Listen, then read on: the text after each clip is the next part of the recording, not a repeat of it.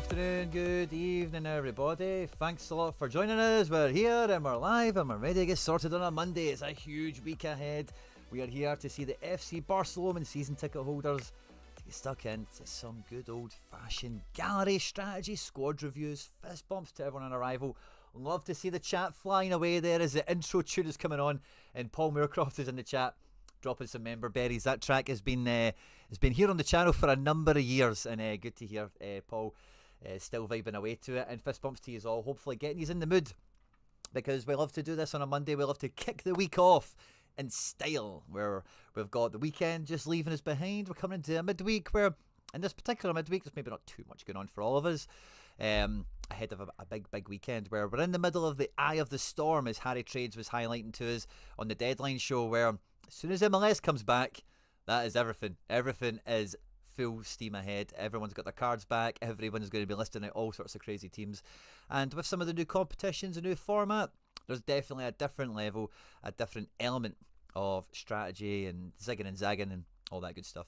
There's a bunch of you joining us live and loud. Before we get stuck into it, we'd like to have a wee preamble where I just shoot the breeze with you, get comfy as we get the requests locked and loaded. And while we're doing that, guys, if you could smash the like button. It just lets YouTube know we're having a good time here, and maybe we'll find some more Sorare scouts and managers to come and join the party. There's tons of fist bumps on arrival, a few requests to get locked and loaded with already, which I'll be looking forward to catch up with in a moment. But as we leave the weekend, guys, it's been a mixed emotions weekend for me, I think, for the most part. I was just having a wee glance into the midweek there. I don't think I'll be doing anything now. I'll kind of wait till the morning probably. Maybe we'll have a wee midweek deadline activity tomorrow on the channel. But we had a bunch of stuff going out, goalkeepers everywhere, good scores everywhere, but we didn't quite get a full nailer. We've still got a wee bit of La Liga action to go tonight with Barca. Sociedad absolutely screwed the pooch last night. I could have won this division in Super Rare. 91 points off the top, with Braze getting subbed off in the 20th minute because Zubeldia is a fucking dick and gets sent off, and obviously nothing for Oyarzabal. So it could have been a little bit different, could have been a little bit better. The Girona boys let me down big time as well. And yeah, so La Liga wasn't that much fun, but we might finish off with a wee box, maybe a wee promotion if FDJ Frankie de Jong can have a good debut for FC Barcelona, and Captain Rafi can do his bit as well. The Valencia boys were pretty meh, and Champ actually had a lot of decisives, actually had some fun here. We just didn't quite line enough of them up together where we were able to get boxes and promotions, that sort of thing, across the main. Nice to see Como, the little Como stack here, doing a bit of damage, which is fun. And across Classic, like I had, imagine we put Teji into a team here. Also a Chao Enrique, who I never played. So there was a 5 here we could have got together, but it wasn't to be on this weekend. We bit of Challenger guys, which was a little bit whatever. By the way, look at Barkas. Huge score from the big man in a 2-2 draw with PSV, so fair play to him. But it was really Contenders where we were setting our sights to get promotions, to bag some cash and all that good stuff. In D1, it looks like we're holding on to a top 10 position. We're going to finish 9th thanks to James Rodriguez coming in clutch again at the very death here with a 97 raw score out of 100. Just getting us in there. Sadly, Ryan Ravelisson didn't really deliver. We'll be picking up $100 or so. But if Ravelisson had got himself a wee cheeky decisive, we would have been on the podium. Essentially, so close, but no cigar to quite a memorable D1 outing for this batch of merry men here. And the other ones didn't do that great, but at least this one here, the Banter Years, has been promoted out of Division 3 and is going to go back to Division 2, so we can maybe try and get another D1 in-season entry on the go sooner rather than later. And all the Classic teams sucked. None of them got promoted, none of them got relegated. 2 of them had DNPs though, which just goes to show you the scoring power we had with the rest of them that were out there. Again, there's maybe a 5 we could have cobbled together that could have done the damage, but sadly it wasn't to be. And in all the limited stuff, we never got any promotions. We'll pick up a box or 2 here or there, but nothing really to write home about. A couple of 1 stars and whatever. And the last card we've got to run under 23 is Captain Gabri Vega at 6 o'clock today. Oh, so that'll be fun. We need him at least to play, or we're going to get relegated out of this division. So nothing great. Bunch of boxes, couple of quid. A promotion or 2, but nothing that good. We've got a few boxes already sitting there chilling out, so we'll get some more boxes tonight. We've got like All-Star and La Liga boxes all sitting here, so we might try and keep them on ice and pull all the Contender stuff. We've got 1 Essence, so tell me what that is. All Contender, yeah, so we'll try and maybe be careful with our box openings over the next day or 2. Another thing I wanted to throw in here, just a little bit of banter between us, right? But I went and got a Tommy McNamara for 60p. Now, Tommy McNamara is a NYCFC original roster OG. Like, he was there with Pirlo and Lampard. I loved Tommy McNamara back in the day. I thought he was a really skillful player. He still got a great touch. And for the Revs, he was okay, like he's pictured here on screen. But it came, a little birdie told me. I listened to a wee sneaky podcast, and Tommy McNamara is with Portland. Don't think it's really been reported. I don't think he'll be a big player for them. But for 60p, I'll take a wee Tommy Mac. And maybe he can be the Evander replacement. Wouldn't that just be something else? So I thought I'd just throw that at you. And yeah, I'll catch up with you guys in the chat, see what you guys are giving it. And we'll go and we'll load up some of the requests for the show today. So fist bumps on arrival. James Johnson was in first and foremost. Good to see you, James. And he is buzzing, enjoying the content here on the channel as well. We just dropped a MLS video. So it went out about an hour ago. Maybe 2, I can't remember. But I'm looking at the top 5... maybe budget stack is the word, but certainly like the dark horses, the guys that are not being spoken about as much, the guys that are maybe a little bit more overlooked, and they could be, again, in MLS, just how wild it's going to be. No one can really be written off as a viable option for SO5, in my opinion, so I had a good fun looking over those 5, and the main criteria I was looking for to bring out who are the dark horses is I really do like to look at the managers. I like to look at who is in charge. Who's calling the shots here? What is the strategy? What is the plan? Is that a new guy? Is that an old guy? Is that a guy that's been here before? Is that a guy that's been there for ages? So we have a nice kind of cross-section of lots of different bits and bobs. Black Ops LR is up next as well. So I'll just fill this sheet out. We'll get everyone... I think that's... Oh, no. Lewis P94. Beg your pardon. So we'll get all this built up and then we'll run through all the strategy chat we're going to be doing tonight. So for any of you that are new around here, please do hit the like button, helps a lot. If you can hit subscribe, it helps a lot as well. But what we do for all the season ticket holders, the members on the channel, they pay £1 a week, £4 a month, is that we do gallery reviews every Monday or Tuesday. Today is Monday. Yeah, it's Monday. And then on a Thursday, we do the weekend lineup building where we build your lineups for the weekend. As well as that, we've got a Telegram group. Telegram's just like WhatsApp, but way better. And I give away all the limiteds that I craft, and the majority of the ones that I'm going to win to the members as well, which is all good fun. And you can do that by hitting the join button that's just below this video now, or you can go into the channel homepage and hit on the members tab. And Paul Moorcroft has been in the chat a little bit, let's say, reminiscing with the tune, but also having a hard time with his first podium. I would hate to see who you've won, mate, if this is how it's hit you. And he's going to be making a couple of videos, so stay tuned to that from Paul. Be sure to link your channel in the live chat, Paul, so we can see that when it comes out. Kieran M. Mason Miller, good to see you. Mason Miller. And VS Mooch, I'm new to Sorare, but my cash wallet is locked. I did not do anything wrong. I'm not too sure, mate. You'll need to contact customer services. I think your cash wallet, I think you need to verify your identity if it's not been unlocked already. But if it was unlocked and then became locked, you should contact customer services. Coplice, Ian Sorare, Jonas Cardoso, Boyson, good to see all of you guys, as well as Charlie Dunbar and Pipetta, of course, as well, in here, nice and live and loud and early. Alex Coombs is up next, asking for a little scan and a look over some bits and bobs. So let's add that on. And after Alex, we have Kieran again. I'm pretty set up in Contender in season, but unsure where to build next. Any help appreciated? Let's log that up. Kieran M. 1903. And yeah, Urko. And by the way, Imanol, like, I was listening to, I read his post-match press conference, and by the way, this guy is just doing my nutting. I've never seen a manager so protected. It's incredible. Now, he's been there for a while. He's led them to Europe and all that. I get that, right? But the squad is so good, and they are so bad. It is criminal. Can he even get a Fredo's for that? Ian, I'm not sure what we're talking about there.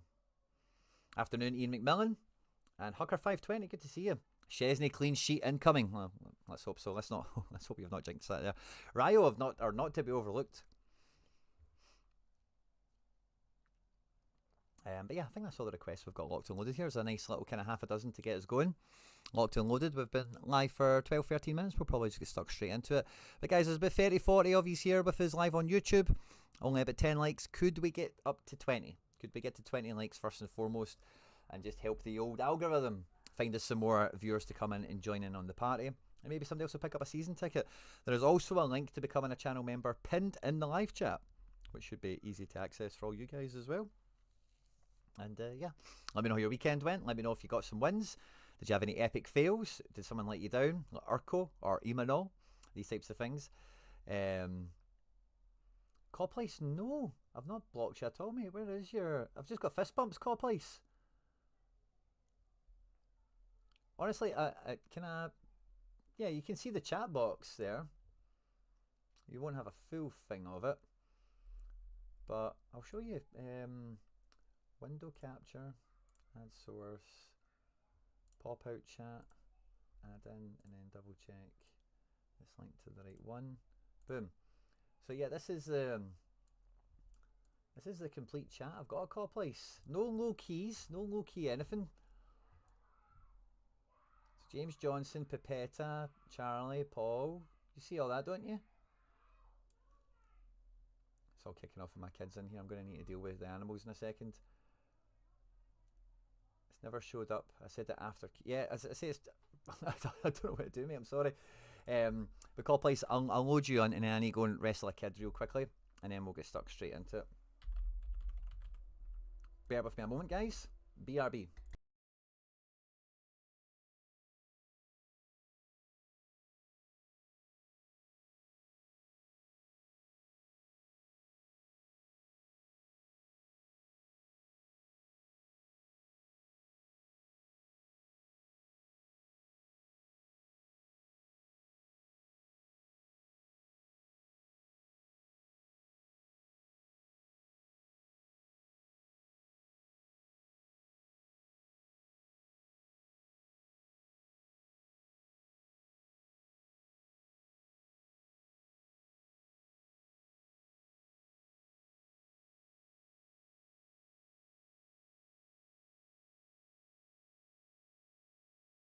Sorry guys, chaos in the zoo as ever.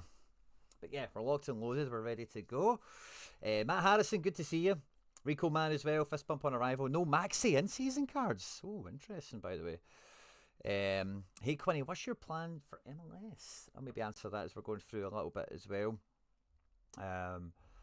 Hey Quinny, can you check out in-season MLS? It's really small at the moment. Looking to fire out one team. Nice. Looks like I'm getting a tier 2 rare from Contender, Rico Man. Last chance to get some credits as well. Gutted I didn't get a James Rodriguez now. For some reason I thought Rafa was going to be the manager who bombed him out at Everton and is a tit. So I stayed away. Love the lad. I thought Benitez was the manager still, to be honest with you, Paul. I didn't miss it. He's not the manager. So that's maybe a wee bit on me for being blissfully ignorant. Just kept it going. But James, like, he's maybe going to break at some point. So I don't want to jinx it too much. But he's coming good, isn't he? Just the way we want it to. And yeah, no Maxi in seasons. That's a bit of a sore one.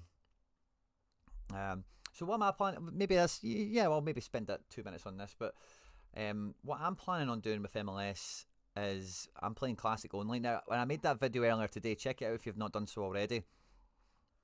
This is kind of my Classic rig out for the most part. Like, I've just kind of loosely put people around. I'm not really looking at the fixtures or anything like that. But we've got an NYC 5. We've kind of got a mild best of the rest 5, and then we've got a little bit of limited hangover here with the Mat 3s, assuming that Barraza doesn't get minutes at DC, although I think he will across the season. Might be quite hard to forecast it.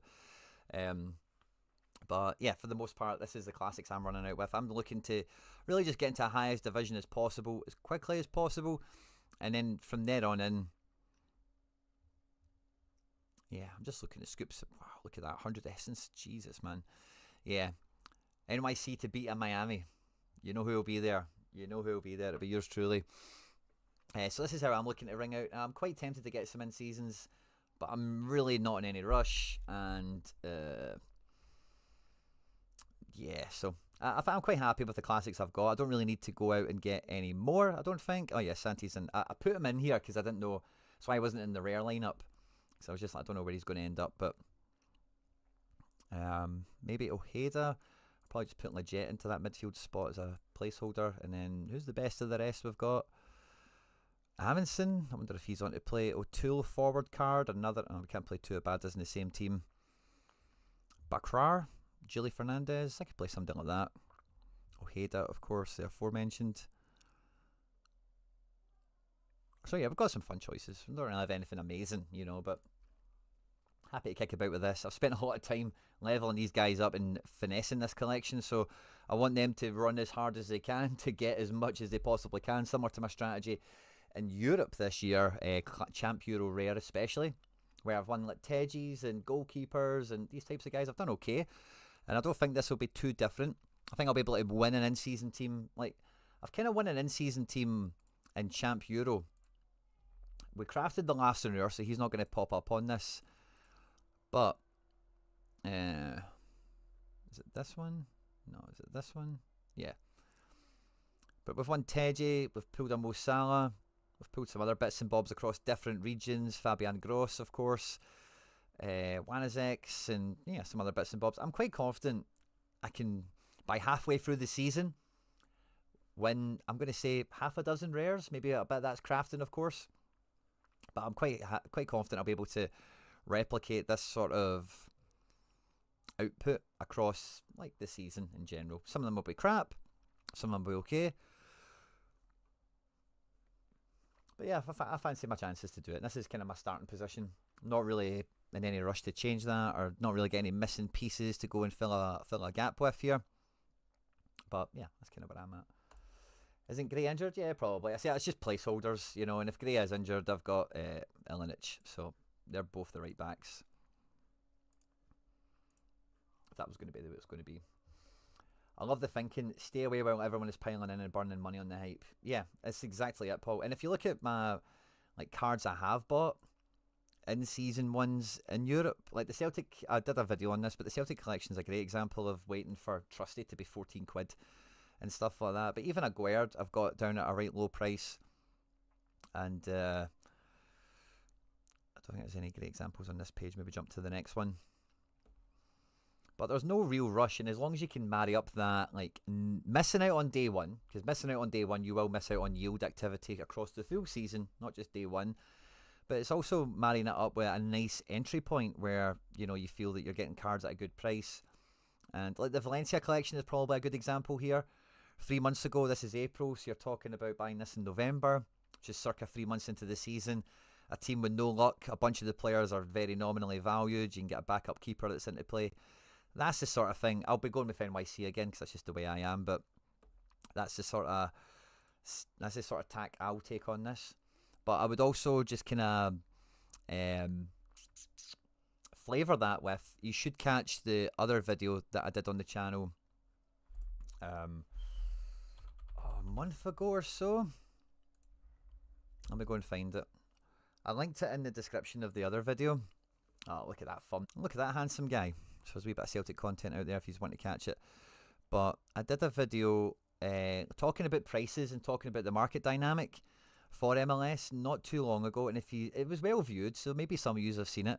But in case you haven't already, it was this video here. MLS gets its own competition details and strategy chat or whatever. Maybe need to change the title there. She can't see all of it. Maybe need to change that to just strategy.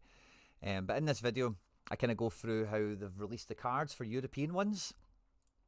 Now, a lot of the shut up you. And yeah, like Palmer was like a good one, wasn't he? And it just goes to, I think it was Rare was the one that looked nicer. Let me see the graph I want. Did we go backwards? Yeah, we did. We went back. Yeah, so this is the graph for Palmer, right? I could have probably just did this on Sorare data. But all the blue triangles that are filled in as auctions and all the blue triangles that are hollow are instant buy. And you can quite plainly see here when they've released them all to like the first month in is where they've sold all of their auctions, and the instant buys then just trickle along across the year before they do auctions for like Neon Edition and for Celebration Edition or whatever. They kept a few of them in reserve.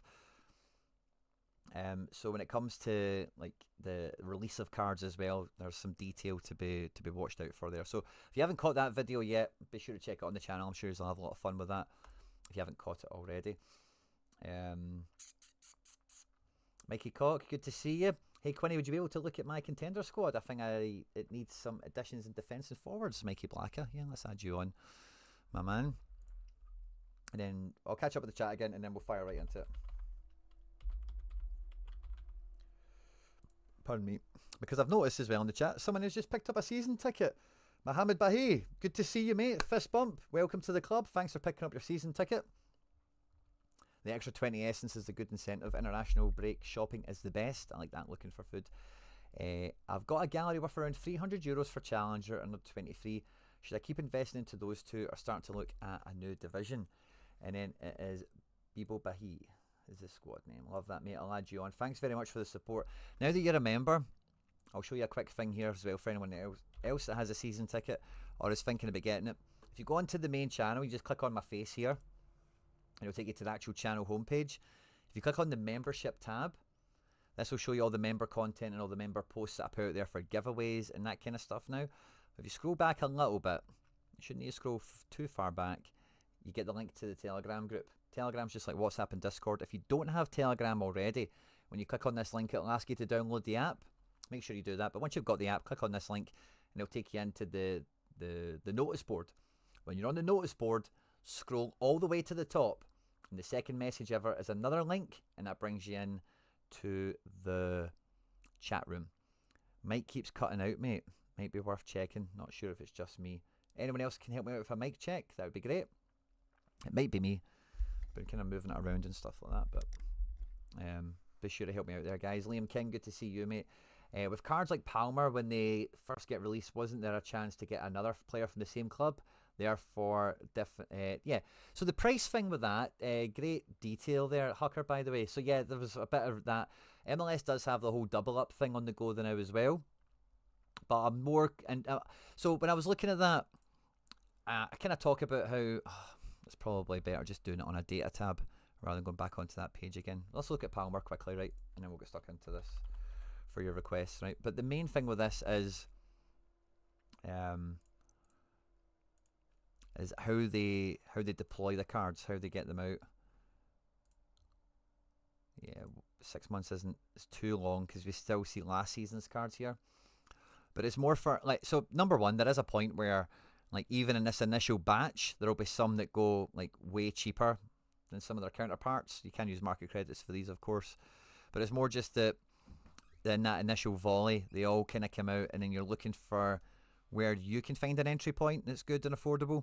Maybe it's after the promotion dies down and that sort of thing. But it's also being conscious and aware that the marquee players, the guys that are star and tier 1 level, they're going to get sold, you know, and they're going to be on the market available. And you really need to keep your powder dry, keep your finger on the trigger for when you think, oh, do you know what? I could get the 660 Palmer rather than the one that's over $1,000, for example, you know. So that's that was some of the learnings or whatever we're trying to pull out from that.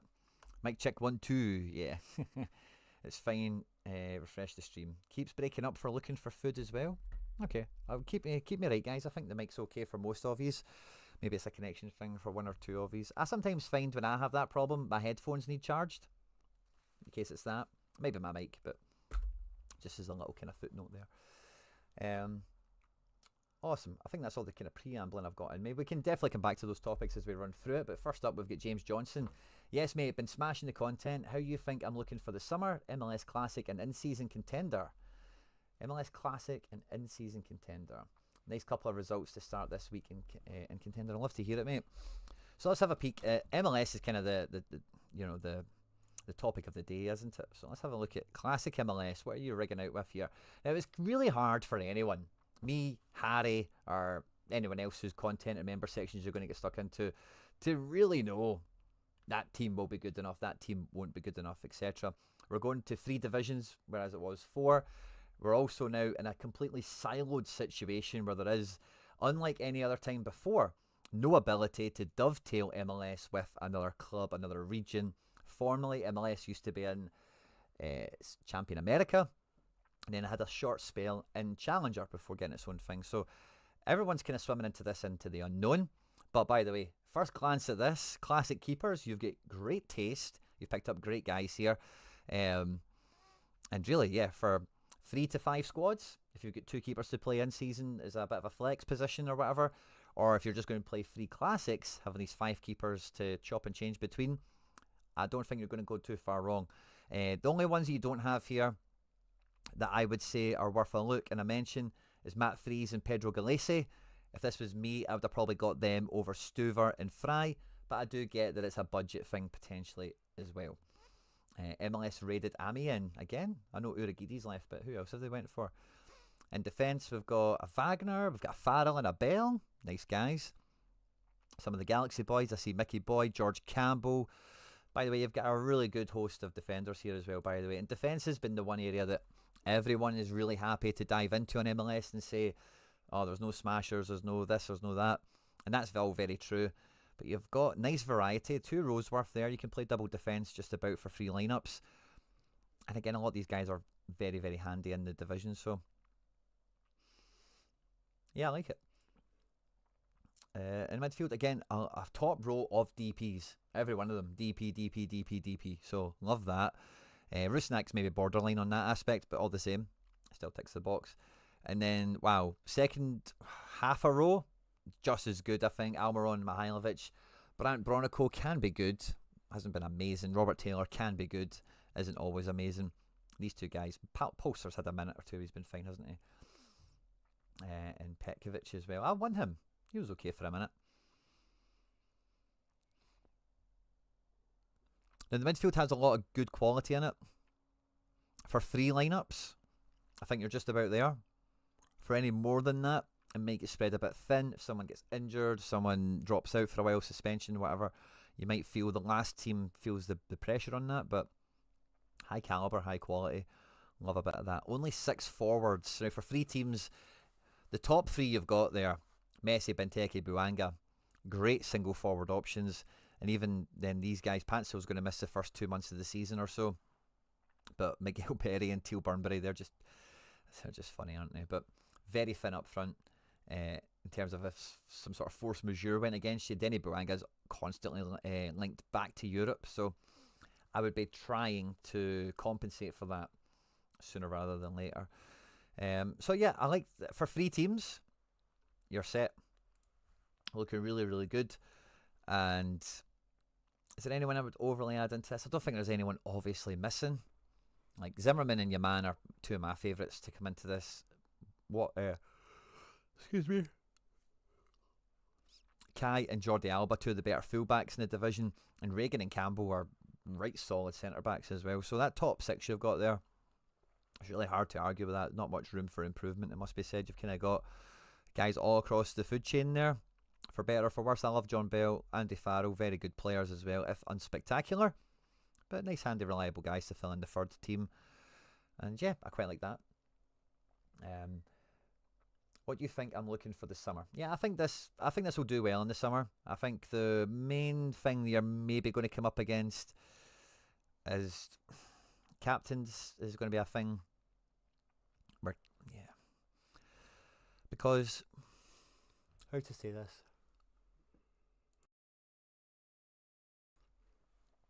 There's not going to be that many combinations of players that make it to the leaderboard. And what I mean by that is, on a given game week, let's imagine this is like all the MLS midfielders essentially that score well. Only 1 or 2 of them are going to break into the 80s. Maybe 1 or 2 of them slink into low 60s or something like that. And then the other ones are kind of in between. But the guys that are going to hit the leaderboard are going to be the guys that have lined up the 5. You know, Evander, Hartel, Messi, Walker, whatever the 5 best is.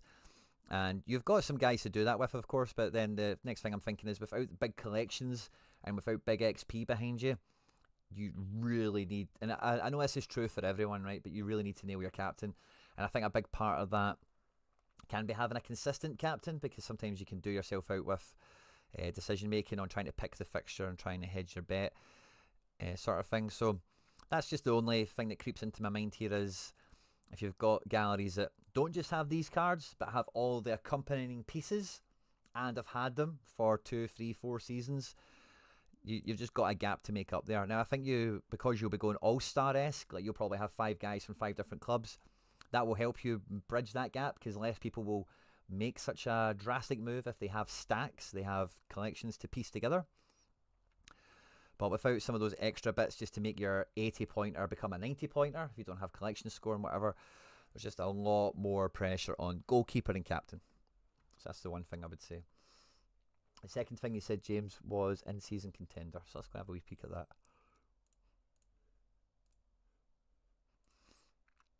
Oh, nice. I like what we've got going on here. Ota. Don't think he had a good game at the weekend, but did they? I think they lost. Kyoto Sanga. Nice back 4 here. 2 Celtic, 2 River. That's cool. And 2 keepers. This guy's in Serie B, if I remember correctly. Oh, wow. That's fun. Where is Ocampos, by the way? Oh, Monterrey. I think I knew that. That's good. I like that. Ogihara, but I don't know who he is. Maybe I should. He's 33.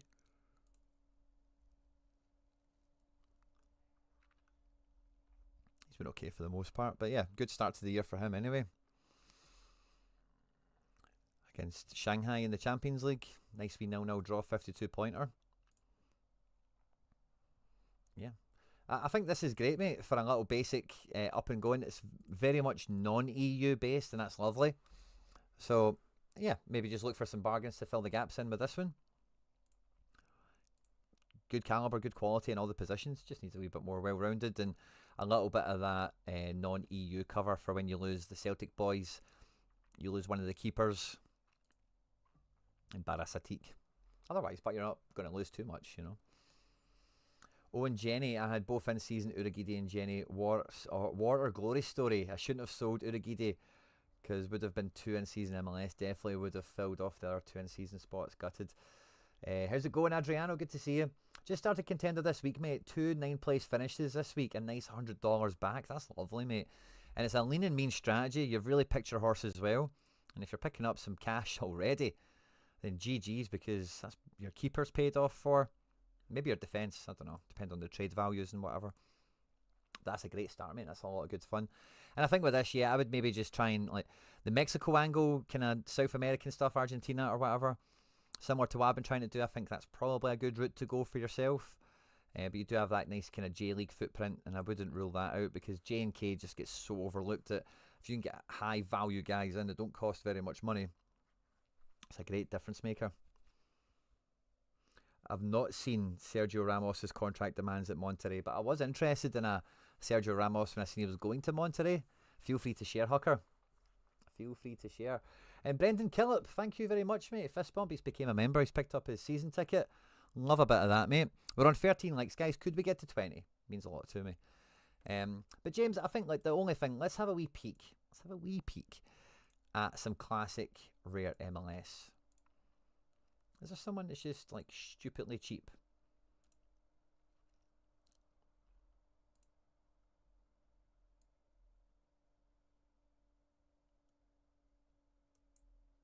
Let's go to 001. This Mikal guy, he's leaving Houston. He's away to Brazil or something, I think, isn't he? You've not got a Ymar. Ymar at 22 isn't too bad. George Campbell, of course, you've got him. Sergio Biscuits. Is Viatchenko, are you still at Houston? Yeah, he is.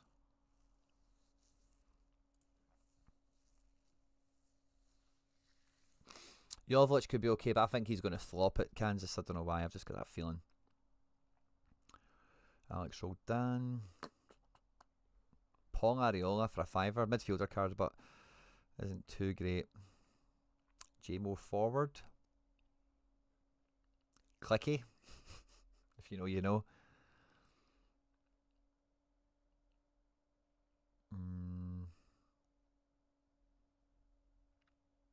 I like Miles Robinson. See, I'm not too sure there's anyone overly like missing from your little.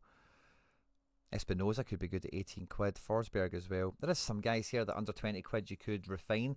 If there is no Maxi Morales in season, then a classic for under £3. He might be no too bad, but no Santi Rod as well. Like, it just puts more pressure on the little veteran to carry NYC on his back a little bit longer. Sebastian Lletget for £4. I'm a big Lletget guy. I think he's going to have a good season. I'm here for it. JFR. Yeah, where is he going? Where is Johnny Russell going? Was it LAFC I heard he was linked to?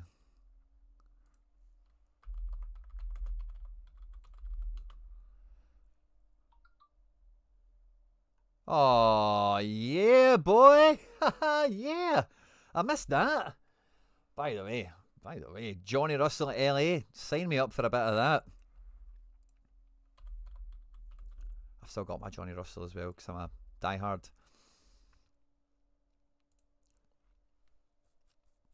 Oh, yeah. Oh, fucking hell, guys. What are we doing? What are we doing? Someone scoop that up. £2. If any of you guys don't have a Johnny Russell, don't have all the best forwards in the league, £2 really hard to look past for him, isn't it? Ian Sorare, great shout on that. Love that. So yeah, but I've got JFR as well, so that's an RB forward I can add back into my depth chart. But that could be somebody that adds into it a little bit. Because you had like Messi and Buanga and that. Yeah, so like another wee £2 JFR into the mix here. A wee Lletget and a wee Maxi Morales. Just some cheap cover, you know, just some cheap. Again, Ymar, compared to the price you've paid for some of these guys, I would just get a Ymar. But yeah, I think you're quite well set, mate, to be honest with you. There's not much to add into that. And with the Contender one, I would, you know, what you'll notice is the prices for in-season Contender non-EU cards will fluctuate because a lot of attention now is going to go to MLS. So if you can find guys that in that in-season Contender, you know, your Jameses and Montiels and whatever, just wait for a few of those guys to get desperate to sell. Wait for a few of them to be crafted, and people want to, you know, craft and sell, don't they, and trade and whatever.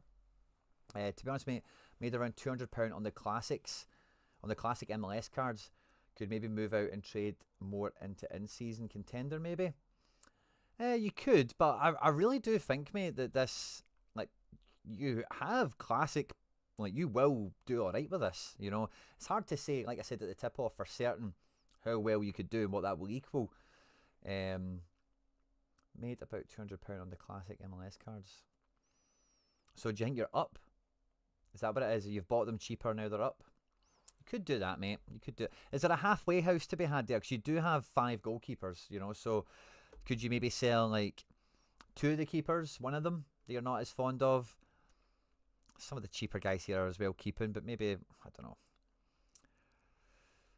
I wouldn't really sell any of the mids. I think you need them all. It's hard to say, mate. It's hard to say. I think, honestly, I really do think that you've got a good setup here. But if you're up, like if you sold the whole strategy, you'd be £200 up. That's not a bad move, even just to rebuy into Classic later on if the price has dipped later on.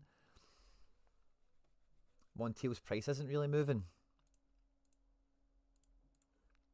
I think it's because he's a fullback, and fullbacks are just that wee bit more. Yeah, still actually none too shabby. But yeah, fullbacks generally just get that kind of treatment on Sorare, don't they, where people just trust them less. But he's been great since he's went back. Long may it continue.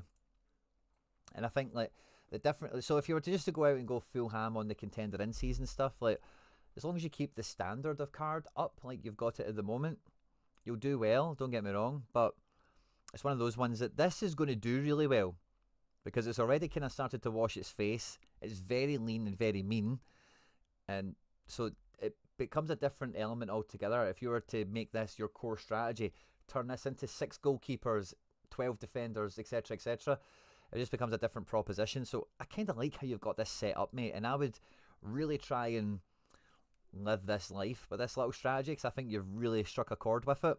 Got into a nice little groove of high-performing guys that you've managed to cobble together quite well. It's up to you, mate. If you don't feel that this is going to be competitive, if you're not excited about it now, if you've got money bags in your eyes seeing that the prices has went up, I totally get building in that profit somehow.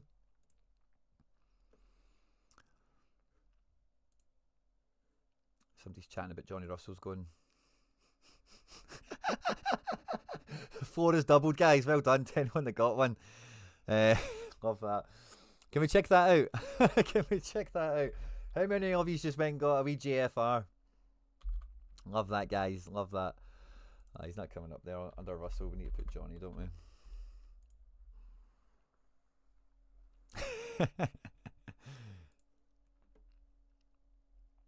It's Boyson, love that. Pipetta, love that. Josh Parr, love that. Great, guys. Love all the £2 Johnny Russells getting picked up there. Love to see it. Yeah, I think so. I think we just moved him. I didn't see the news was official. I did hear the rumours that LAFC was where he might be heading. That's a good move for them, if you ask me. Yeah, I'm defo up on most cards. Just wondering if MLS Classic is going to be super. It is, yeah. Well, to answer your question there, James, is it going to be more competitive than Challenger in season? And then Contender in season? Yes, it will. It will be more competitive than that. I can categorically guarantee that. So if that is a kind of either-or situation you're in, maybe it is a good time to sell the classics and bank that profit in. But I wouldn't necessarily say the move is directly take all of that resource and just turn yourself into a Contender in season boy.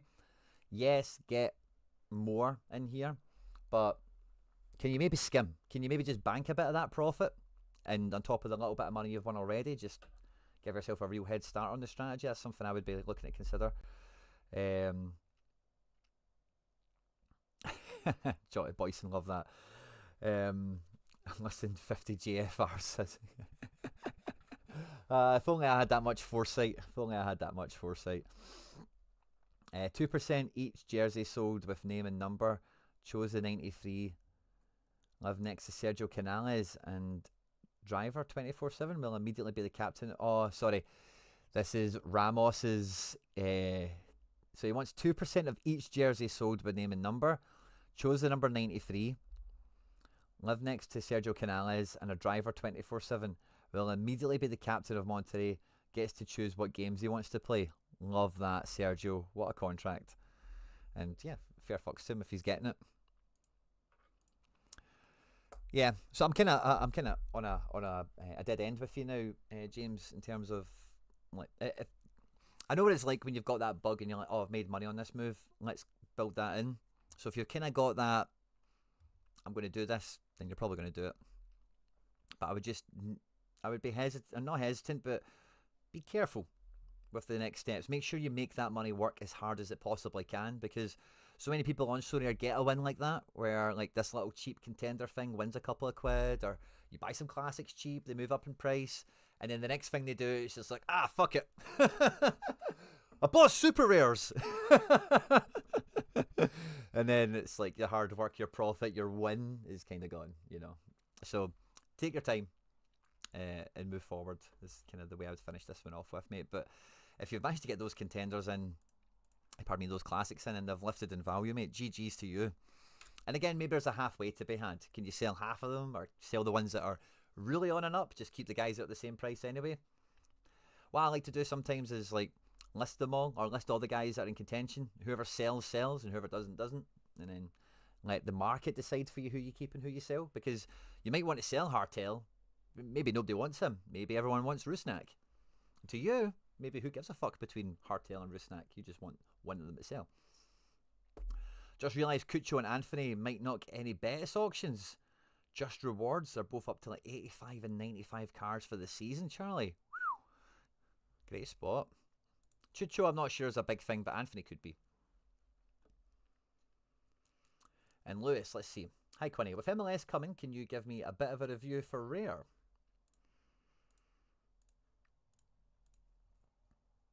I have one in-season team and maybe a second, but could go free classic. Looking to smash the first weekend. Love that. And MLS, isn't it?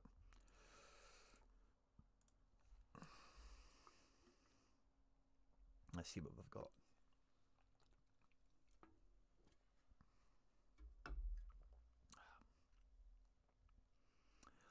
I like your goalkeepers. In-season pies or pays or whatever is a good shout. Coronel, top keeper in the division. Takaoka can be okay. Selenatano can be okay. Barraza is probably going to play, but it's probably going to be a pain in the ass, and I've got no idea who this guy Dowd is. So yeah, I'll make you right on your 2 classics, maybe 3 limited, 3 classic in seasons. Sorry. Kyle Rolls in season. That's fun.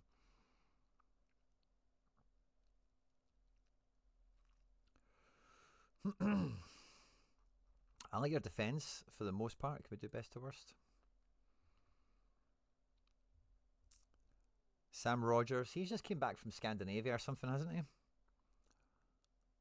Aaron Long. Marco Farfan I like. He's a bit meh, but he's fine. Good player to watch. Marco Farfan is actually a good wee fullback. In midfield, Timmy Tillman and Brian Gutierrez. One of my faves. One of my old faves. Oh, you get 2 Gutierrez's. Oh, that could be good. Lucho as well. Federico Redondo. And then up front, Musa. So we're a Dallas boy then. Anderson Julio. Denke, Bernadeschi.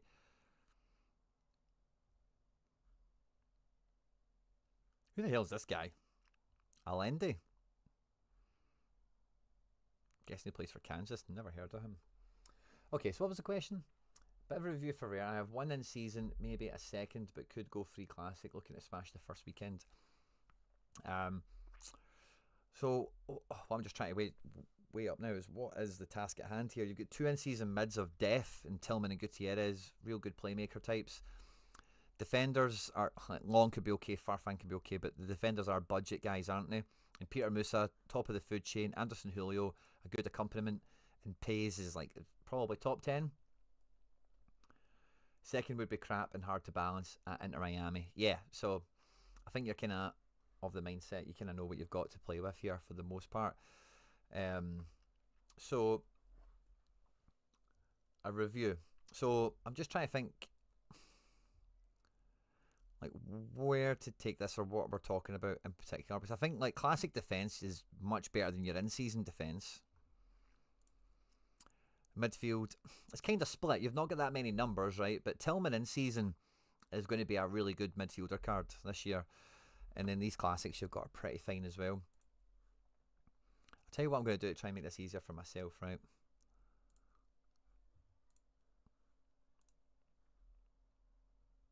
Do we have MLS on this?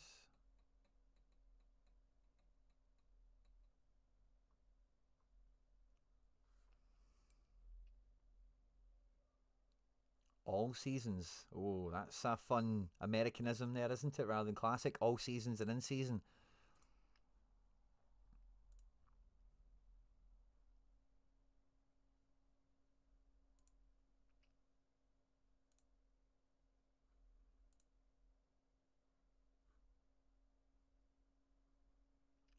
Like painting by numbers, you've got a 5-man in season here, which will be halfway no bad.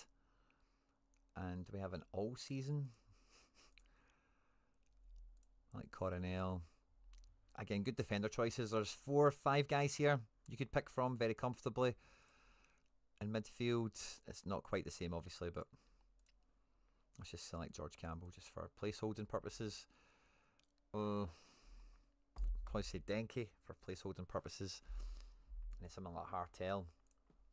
And then once we get behind that, can we go to an in-season team 2? So what would the first makings of this team be? No idea with the goalkeeper. Depends on fixtures. You could probably put a Long in here.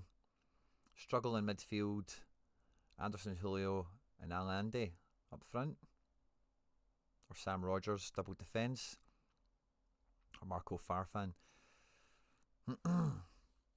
Yeah, so the second teammate. So the advice I normally have in this situation, right, is don't buy anyone. I have Lucho as well. Have I seen him? Or is there another Lucho? Sorry. Is don't buy anyone to be in this team, right? You buy people now to make this team better, to make the team 1 more competitive. So guys that will push Brian Rodriguez, the guys that will push Kyle Rolls out the team, they're the guys you want to be buying next, and then those guys go into team 2. Those guys make team 2 much more viable. I think for classic, honestly, like you're kind of set enough. I don't think there's like, yeah, maybe you could go and get another guy or 2 for the most part, but like, yeah, you've got good defence options. The midfield is a bit light. Let's just see how far we can click this through. Let's put Kuipers, because I know he's highly rated coming into this season, having a good chance of doing well. Just go double defence as an example.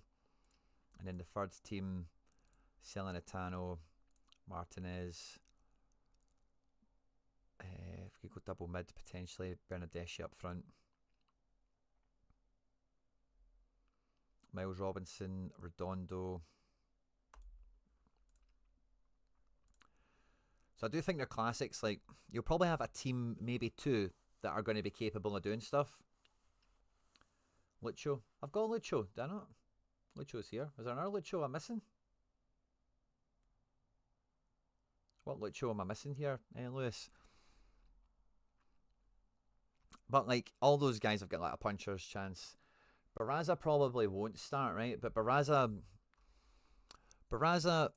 is, like, a number 2.5, a number 1, hopefully, for a rubbish team. I thought when DC signed him, they were going to play him. He is, like, MLS capable.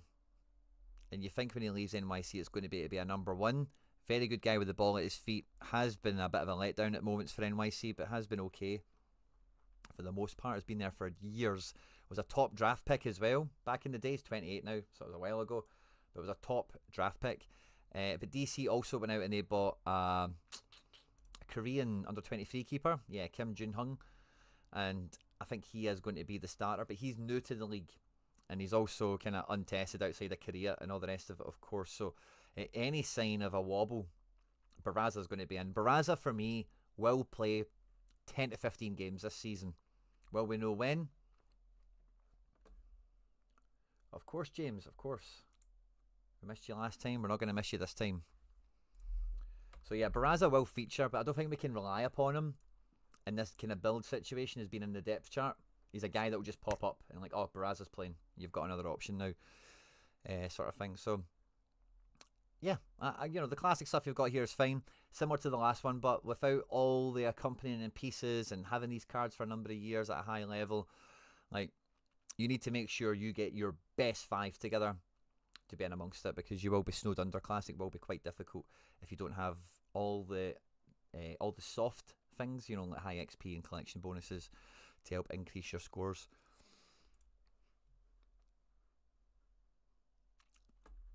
And with the in-season thing, yeah, we just want to replace the question mark guys in the top team to then make 2 teams quite competitive, quite comfortable. And then over time, you'll probably bag some cards and you'll get some guys cheaper and cheaper, where Team 3 can be filled out eventually as the season rolls out. But I don't think there's any mad rush here. I think that you can have a great top team in Classic. I think your second team could probably be quite nippy as well. And the third team you probably know is going to be a bit of a dice roller until you maybe get some more guys in on the cheaper or whatever. So yeah, I like what you've got here for Classic. Good profile. Again, very mixed across the squad. So you're kind of going from 5 different guys everywhere, which is going to be quite a successful strategy. But it's going to need to be quite a proactive strategy where you will really need to watch highlights, listen to the podcasts, that kind of thing, to know, like, these are the guys I should be lining up this week, and you don't make that fatal error of just having one guy. Like, look at the team I had this weekend with Ryan Ravelisson. One guy different, and I'm winning that division rather than being 9th. And, like, hopefully that happens more often for me. Like, I'll be up there in Contender because of the strength of my gallery. But in Classic MLS, you might not get a second bite at that cherry, you know. Managed to get Denke to 15%. Oh, nice. Oh, yeah, that's chunky. Yeah, that's good. That's good, mate. That's good. Yeah, so you've got that going for you. That's lovely. And if there's anything else similar to that you can lean into, that could be fantastic. But I like your top team here. Nice differentials with still some provable scorers. And even if you're to switch in Lucho Acosta in as a Classic for like Gutierrez or something like that, you can get a bit of a Dallas play on the go here. You'll be missing out on the old win streak thing then. But you might actually win some cards or some cash. So yeah, that's the kind of level of guy I'd be looking at, is guys that can enhance Team 1.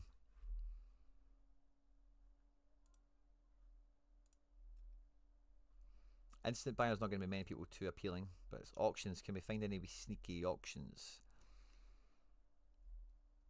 Paddy McNair, so funny, he's actually in MLS now. Wow, look at Brian Gutierrez, he's flying in price. Amal Pellegrino. Loves a wee set piece. Pablo Cisniega. Heard the guys on the data show mention his name earlier on. I thought, wow, I've not heard that in ages. Gressel's not a bad wee shout as well.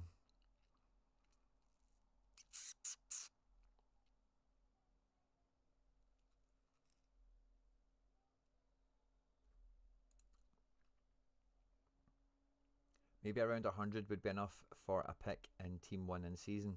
Yeah. Picked Goody up pretty cheap. Nice. If you got him in at a nice price, that's lovely.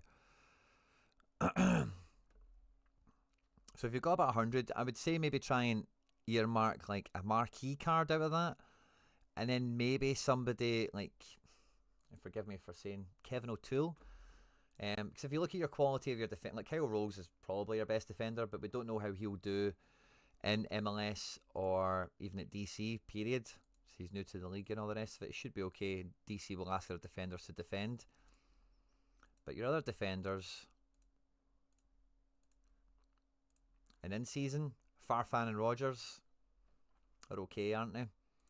Long, well, maybe you don't. Aaron Long might cover you there, but I don't know.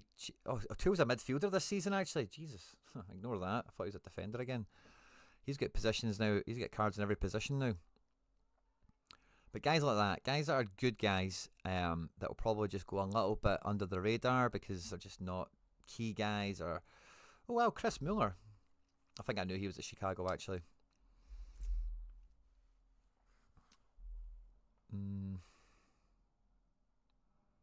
Alex Roldan's a really fun defender card, but at 60 quid, that's a bit steep.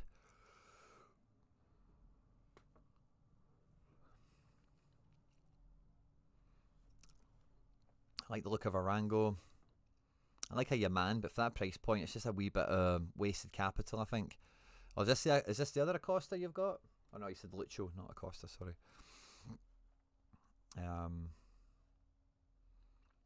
Forsberg in season is maybe a little bit out of the range.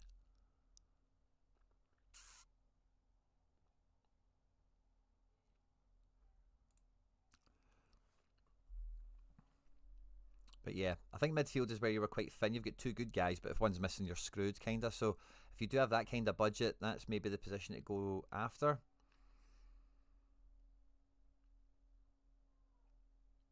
But with this max bid, you want to be first bid on.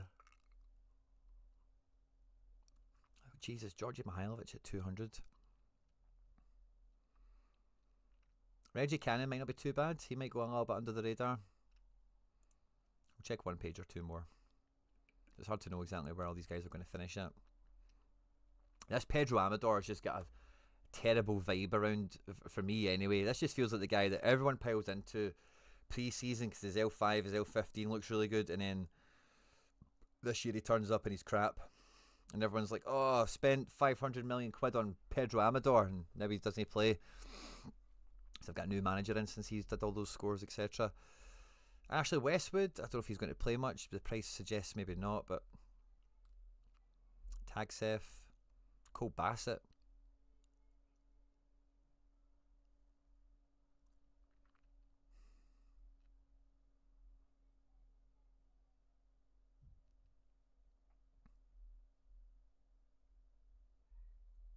Yeah. I'm not sure there's anyone that overly jumps out. It makes us see some of these auctions, I've got time to run on them. There is max bid. Shapi Suleimanov, by the way, he's a sleeper. Shapi loves a banger, loves to score from range. He's been going for fuck all.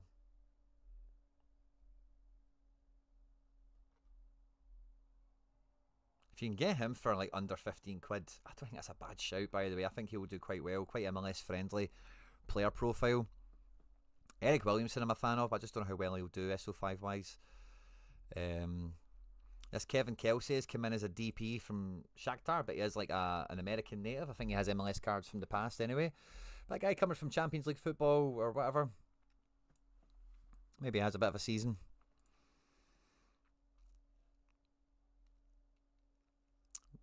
Uri, it's decent. Try to think if there's anyone else.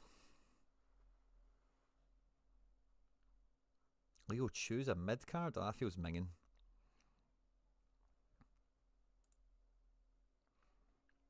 wonder what legit in season is. Patrickson Delgado. I wouldn't mind this guy, by the way. Is a wee differential. Didn't play too much last year. His highlights look good. I'm searching this guy up the other day for Dallas. Brooklyn Reigns. Just sounds like a wrestler, doesn't it? And yeah, I think the last guy I just want to look at, because I'm just nosy now, is Sebastian Legit. I'm quite curious what his in-season would be, because I think he'll be quite underpriced because he's legit and he's got a bit of a stigma attached to him from the likes of the data crew. But Seb Legit's here to take over this year.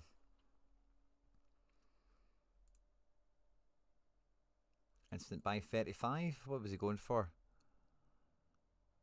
Not too cheap, not too expensive. But Seb Legit got back to some form, by the way, under Peter Lucen at Dallas, and I think he'll be here to stay. Oh, was a wee credit applied? I could maybe get a wee Seb. Watch out for it. In season, I was tempted by Zinkernackle or whatever for Chicago, but the Bruges one. Ooh, yeah, that could be a good wee thing.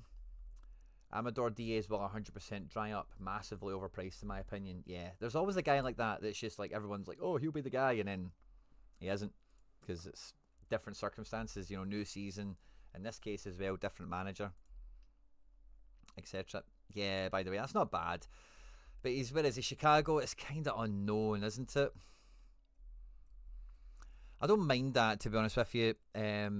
Is Chicago card, but as a forward, I've got a feeling that's going to be a bit more effective SO5 wise. Difference in price is obviously mega, but that could be a good mid. Yeah, I can get behind that.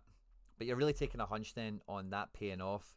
You do have a wee bit of Chicago already with Sam Rogers. Did you have Hugo Kuipers as well? Yeah, you did. So that could work out kind of nicely. Wee bit of synergy there. You get Gutierrez as well, of course. Yeah, that does that makes a lot of sense. And it leaves you with some change as well. So maybe you could try and get someone else. And you think you'll be on sets. Yeah, that makes a lot of sense to me, mate. It does. Chicago also have Bamba, don't they? So do we have change from your budget for a Bamba? Now, what would Bamba do? We've kind of got the forwards. We don't really need another in-season forward as much, do we? It's kind of defence. I think you need an extra player in once we get that midfielder up.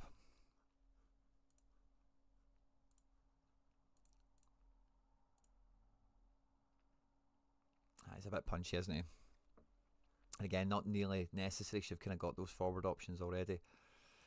So yeah, Zinkernackle is a good shout. And you do have Chicago and Dallas. I like the Legit shout.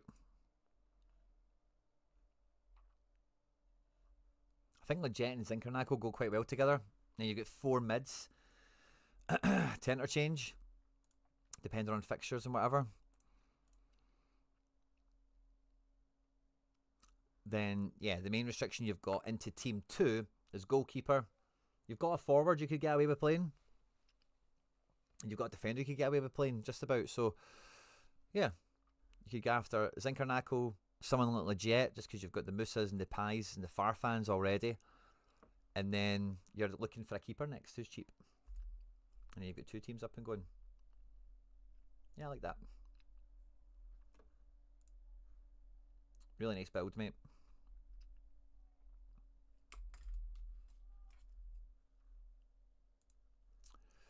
Mason Miller.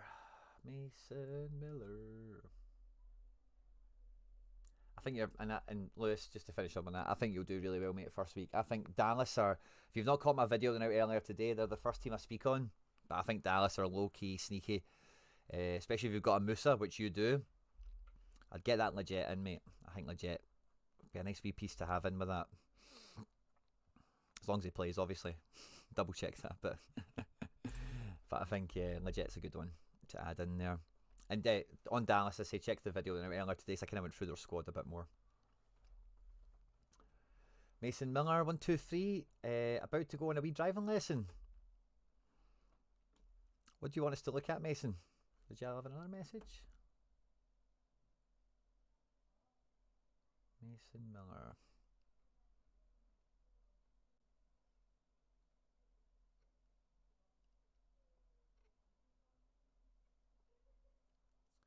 I don't see any other messages from Mason giving me context. So we'll have a scan across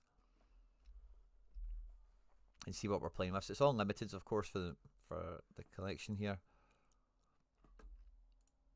Let's look at MLS in case that's just what you want to chat about, because that's kind of the topic of the day, isn't it? Can we look at transactions real quickly? What have we been doing? Forsberg, Ymar. Yeah, we've been buying some classics and doing some trades and stuff like that. So these are the newest to oldest. Yeah, these are all the stuff we've been buying in this week.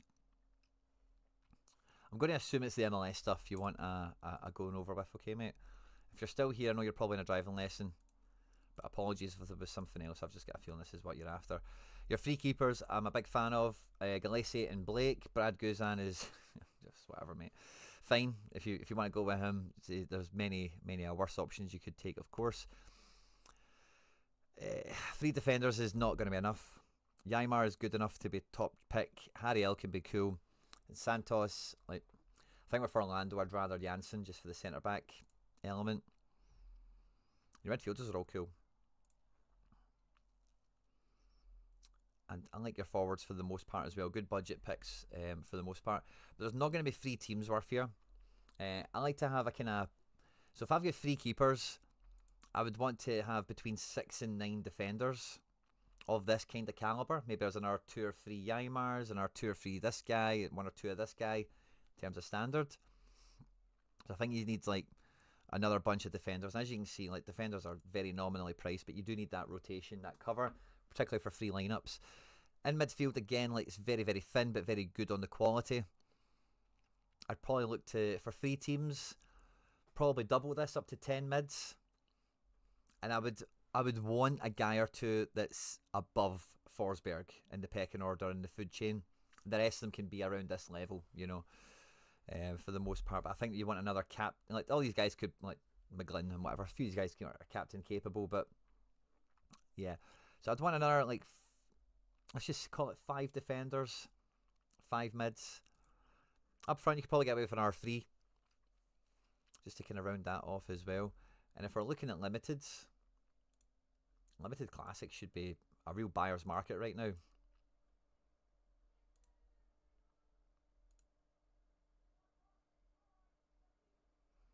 And we don't need goalkeeper. Let's have a wee peek at defence. Wagner at 16. You had a Ymar anyway, didn't you? But yeah, George Campbell at £3. I'd probably look to add him into the fold. Walker Zimmerman at £2. I'd probably look to add him into the fold. Rodriguez at San Jose for £1. He's probably going to score quite okay as well. Mickey Yaman at £2. So that's the kind of thing I would like to spend a tenner on a couple of guys like that are clearly of the level, and then you're just picking your moments for who to play and when. In midfield, you're going to need to spend a bit more for the points. Evander could be good, but I'd probably rather... Did you have Hartel already? No, I'd rather have Hartel in there probably than Evander, just for the known element aspect of it all. Hanny gets all the Fanny Mukhtar. Quite overlooked, I think, this time around. Is he a forward card this year, by the way?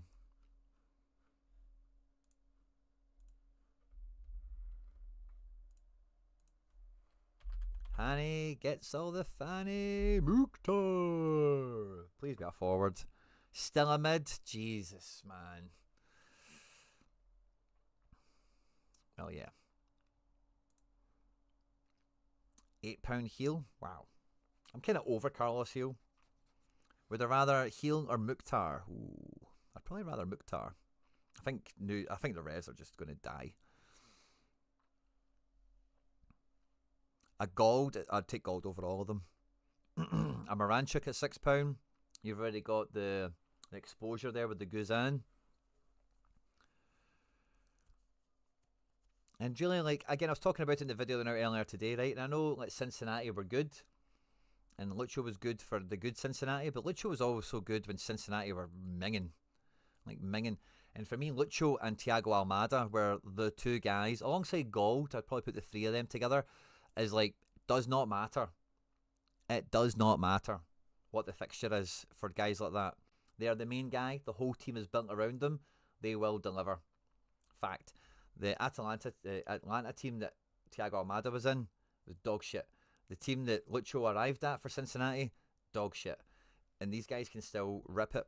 So I'm not worried about Lucho going into Dallas and like being different or being... With Evander, it's a bit different because he's apparently a bit of an arsehole and whatever. I think Lucho, he's played for DC previously to this. He's been around MLS, knows the game, knows what's up, if I can say it like that. And yeah, I think he's a great pickup. And then when we look at forward, again, you've got some good picks here, but not enough of them for free keepers. See if in mid before we jump to that. Yeah, I think there's plenty of choice here. Again, you're looking to spend, by the way, click for ATP, just buy that. ATP, just buy that. We Clicky could do alright. Maxi Morales, 40p. Again, I would just buy that. Legit, 40p. You know, £1.20 for those three guys. Espinoza for £2. £3 for that kind of calibre of midfielder. I would just throw a bunch of them in. But then you do need a Lucho, you do need a Gold, you do need somebody on top of that to push the top end of your squads.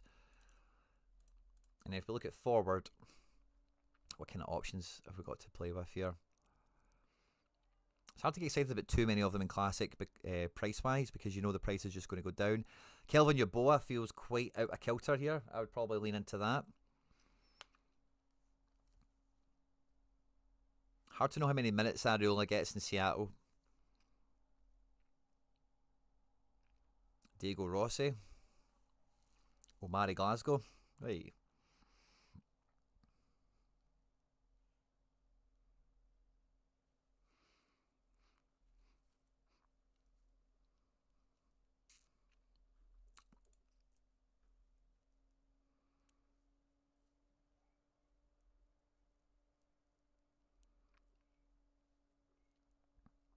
There's less to be as excited about here. Anderson Julio, who's went to Dallas, is probably worth a wee shout. Jesus Ferreira at Seattle will be a ripper. That's a bargain for me.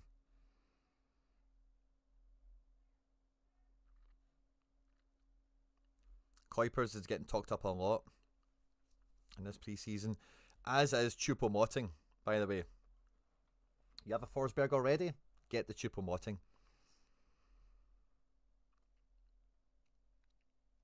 It is your gallery, Mason Miller. I'm just focused on MLS, mate, because you didn't tell me what to focus on. So we're just at the end of the forward kind of run here of different guys and options to add in. We're looking at budget. We're looking at the Classic Limiteds that you've been building on.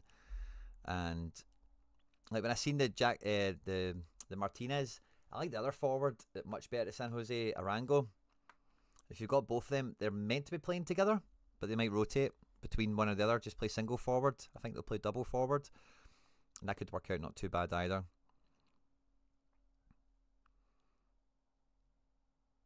Chucky Lozano, yeah, but look, there he is there. I would take that, no bother. He's going to smash. Honestly, for the first time ever, San Jose have actually got a really good shot this year. Recruited really well, got a top manager. If you want to go for after a differential, they're definitely going to be top contenders. Brandon Vasquez at under £2.50 is probably a great forward option to throw in. Never mind a classic Zaha. That feels quite underpriced. Never mind some of these NYC guys at 40p, by the way. They'll score. V-Stride, it's going well, mate. Thanks for joining us.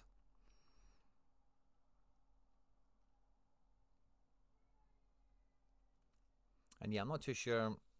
Shapi Suleimanov, I mentioned him before. Classic Limited, £1.50. That's not too bad. But then there comes a fine line between filling out, getting the depth in, and then just accumulating bits you don't need. So really need to be thinking about, could they get in a team? What team could they get into? Are they a first team pick, a second team pick, whatever? But just to reiterate, because you've just caught us now, Mason, free keepers are great. You get 3 teams to go out. But I think we need to get up to, I think, what did we look at numbers? When I spending a tenner and like getting the defence up to maybe like 8 or 9 heads. In midfield, you could probably spend like 30 quid. Another 2 guys that are captain capable ahead of Forsberg, like are better than Forsberg. And then a handful of guys that are in the same realm as Angulo, Sullivan, Caden Clark and whatever. And then you just caught us there with the forwards. Just needs a bit more numbers and a bit more quality. just to cover for fixtures and different bits and bobs.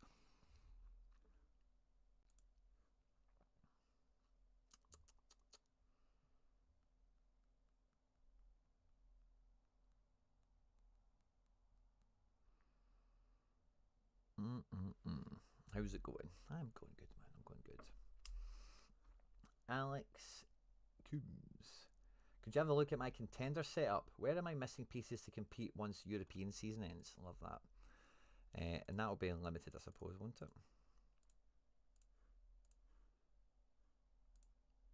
And we're looking at the non-EUs.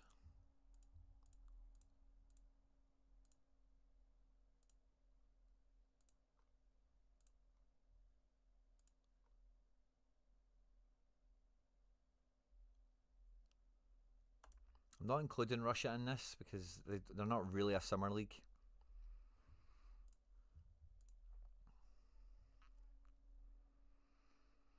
Nice. So we've got a bit of under 23s there. We've got one in-season goalkeeper completely handcuffed. And then we've got two other in-season keepers, no handcuffs, in Argentina and J-League. So we're set to go with 3 teams, a bit of under 23 or classic flex.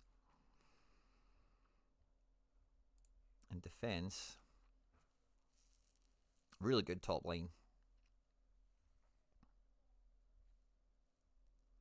Really good second line as well.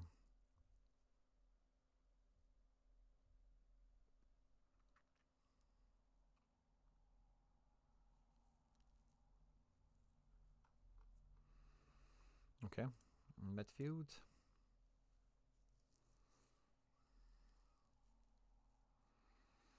Almendra, Druise, maybe one or two of these other guys have kind of upper potential. But I think your midfield is too soft. Who's your 100 merchant? You know, who is your captain? Who's your Canales? Who's your, you know, equivalent to that?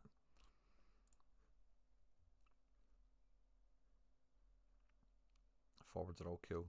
Yeah, I think that's the only thing I look at, mate, and I see in this is who brings the fire? Who brings the mad scores? You've got great scoring defender potential. The goalkeepers all work. The mids all do kind of work as well. But I don't look at this and see like Canales is and that kind of guy in here. And I think that's the only thing I would be looking at, to be honest with you. I like the build you've got already. Good numbers, good quality, good firepower, like even like good quality across all of this. But I think, Alex, that's the main thing I'd be looking at is what is your midfielders, or it doesn't need to be a midfielder, it could be a forward, but in general terms I'm just going to stick with mid. Who's your mid that is going to make that difference for you? And let's just try this filter now. Has it got a bit easier to navigate?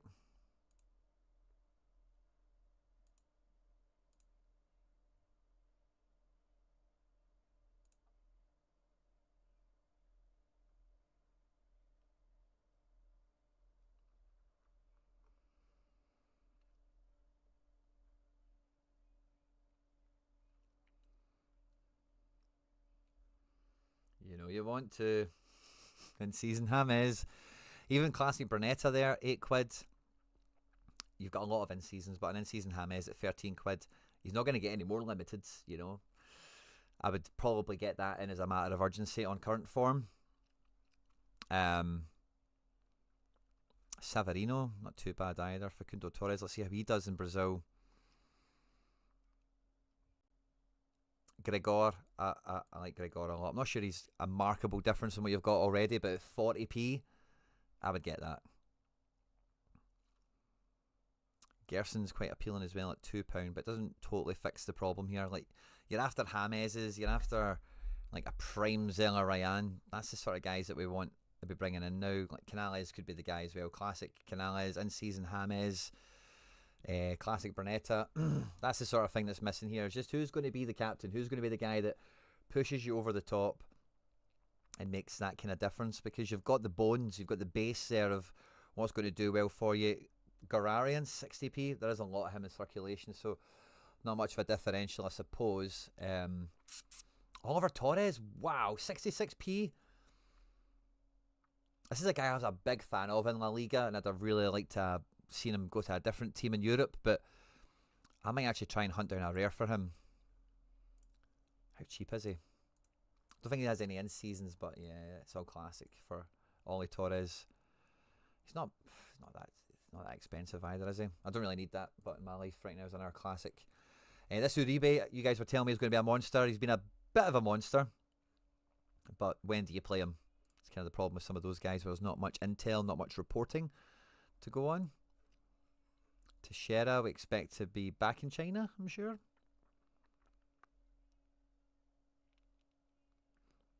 Did that by anyone that went to China?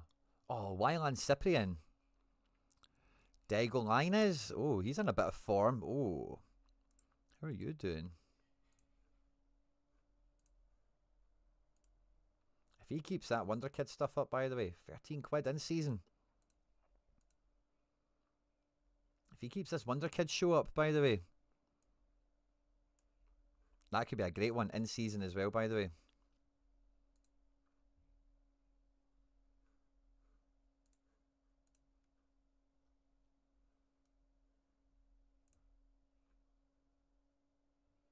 Ryan Mick, 1998, fist bump to you, mate. Thanks for picking up your season ticket. Thanks for becoming a member on the channel. Really means a lot. We've picked up a few new members today, guys. Thanks for all the support. Really does mean a lot. We do these gallery reviews for all the members every Monday, sometimes a Tuesday, sometimes a Wednesday. And we do lineup building on a Thursday. I give away all my limiteds of craft to the members. We also have a Telegram group. So Ryan and everyone else that's just joined, if you go onto the channel homepage and go to the members tab, you can access the Telegram group there. You need to get into the Telegram, and then once you click on the link, you then go onto the notice board. Once you're on the notice board, go all the way to the top. So you go onto the channel homepage, click members, scroll down, and you'll see this link here. If you don't have Telegram already, it'll ask you to download it. But once you do, you'll be in the notice board. Scroll all the way to the top of the notice board. Second message ever is a link to the chat room. And then we'll see you in there, buddy. Juan Quintero, I did just see there, Ian, by the way, but because he is really old gold, I hesitated. Oh, Aranguiz. Oh, I might be buying that, by the way. I might be buying Aranguiz. If he's back in Chile and doing this, I've got him in a Leverkusen collection.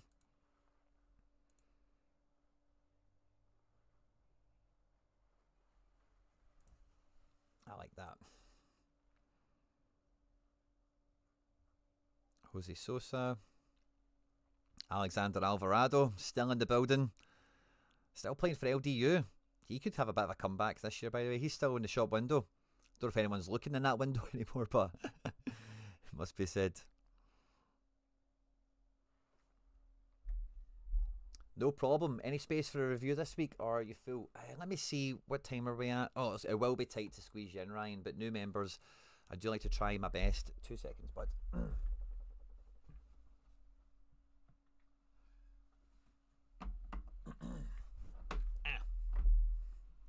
Jefferson Soteldo. Well, since I've seen that card. It will be hard to squeeze you in, Ryan, but please put in what it is you'd like us to do, and I'll do my best to make it happen.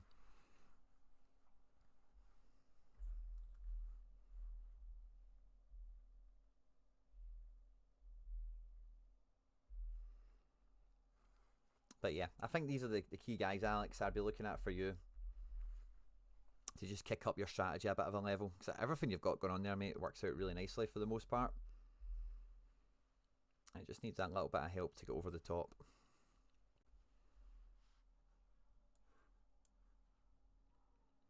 Barmy! Barmy! Barmy! You just bought my Aranguiz! Shake my fist at you, Barmy.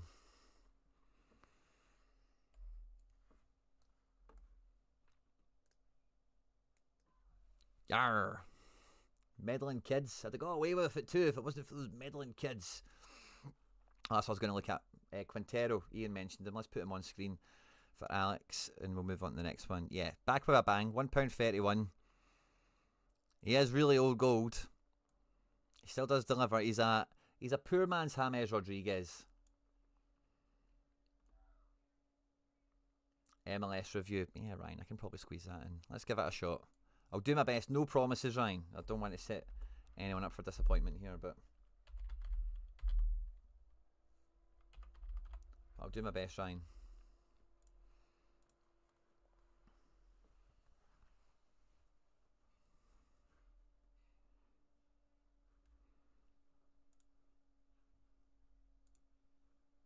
Bum bum bum bum bum bum. Bada bada bada bow. Bada bow. Bada boo. Bada bada bow. 21, 22. Aranguiz. Does any bot have him? Just wait to check. Oh, Pavel's got one. That's good. Gaza's got one. As long as Pavel's got one, I'll be fine.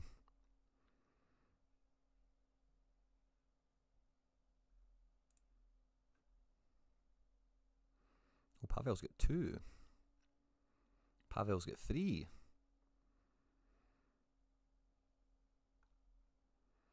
I'll be fine. I wonder when Pavel's got the most XP. That's maybe what I'll go after.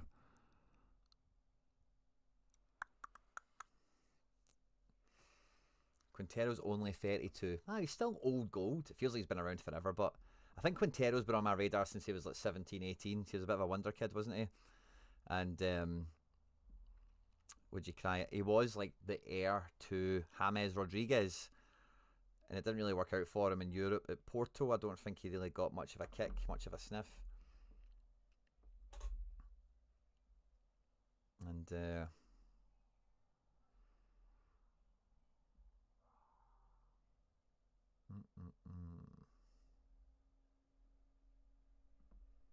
he was a football manager. Yeah, he's been around forever.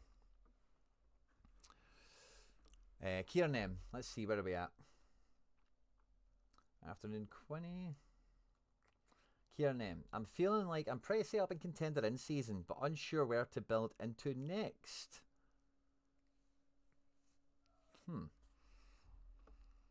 See, this is part of the thing, right? Is there always a next?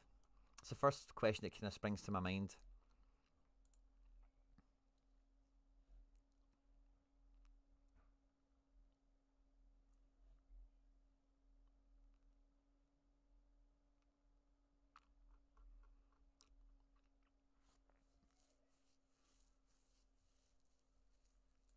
Let's look at the Contender in season just so I can get a gauge on what we're chatting.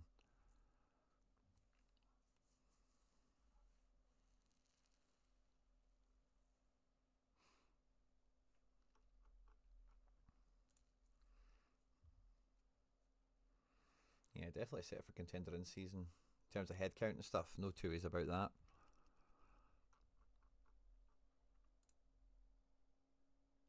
Happy to go down scarcity if needed. Recently been building limited champ, but would obviously kind of like summer utility.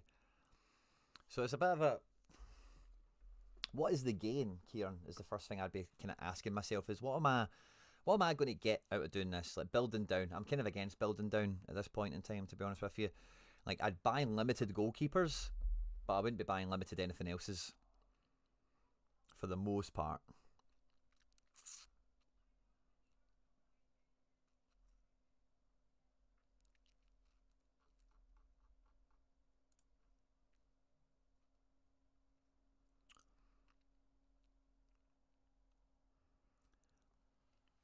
Is MLS the best free-to-play competition? I'm not sure MLS has a free-to-play mode. There will be a free-to-play mode, I think, for the initial one. Yeah, so it's in the Best of Europe as a special guest. So it's Best of Europe and MLS for this one. But I'm not sure. I guess there probably will be a free-to-play one. Probably.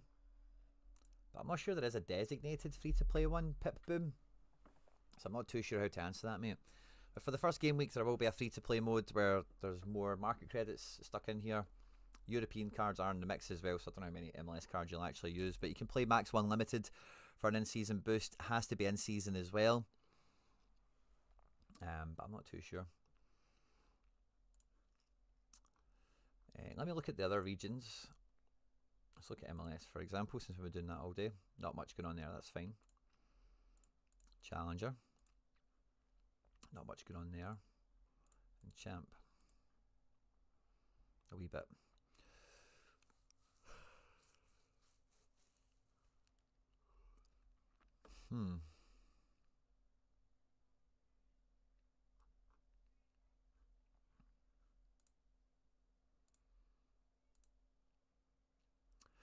Yeah, so I think still got a random gold sitting in my gallery, so wouldn't be against building MLS, whether it's in season or classic. So it's like, to what end, Kieran? So that's what I'm kind of looking at the moment. Is there something we can prepare in advance for, that we can take advantage of at the moment? Because like, if you only have gold and like somebody else on the random,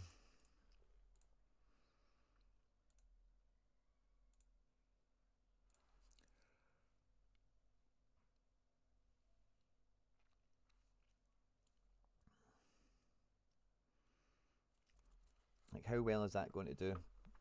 To be honest, mate, like, the first thing that springs to my mind when I see this is play these guys and specialists, that kind of thing.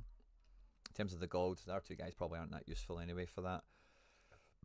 I like your champ kind of, I like the kind of cut of the jib of most of the guys you've got here.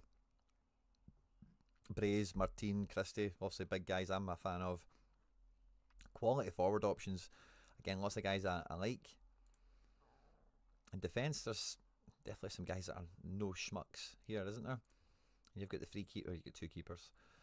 So, I don't know.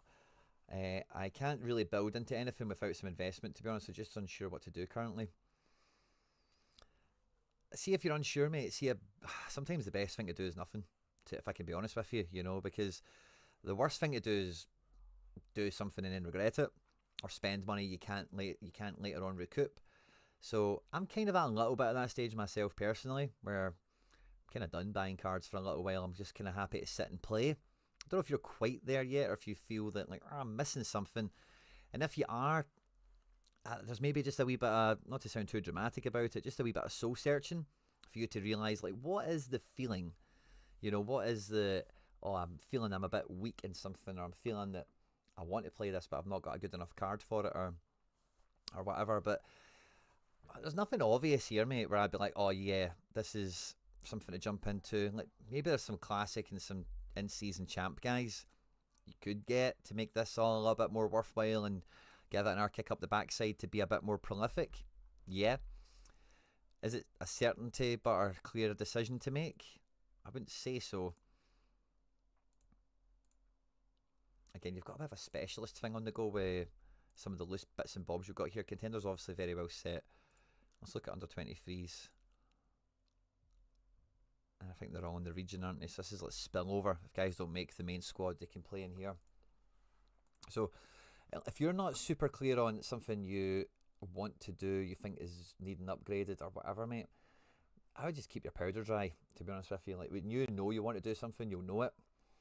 And even if it's a case of, by keeping your powder dry, by not spending your money on a new strategy, just keep your cash in your pocket, maybe then you can maximise opportunities a bit better for your primary collection here. Like, if you see, I don't know, Canales going cheap or something like that, and you want to play into the summer, because you've got a bit of summer utility here without being totally covered for it with your J and K guys. Or is they just K? Yeah, I think they're just K, aren't they? So yeah, if you're unsure, mate, sometimes the best thing to do is to sit tight. I know it's not exciting, I know it's not a lot of fun. I used to say this all the time when I ran a sales company, but the worst advice ever is keep doing what you're doing, because people always want something new, like advice or a tip or a critique, where they can go away and then do better at it and work on something.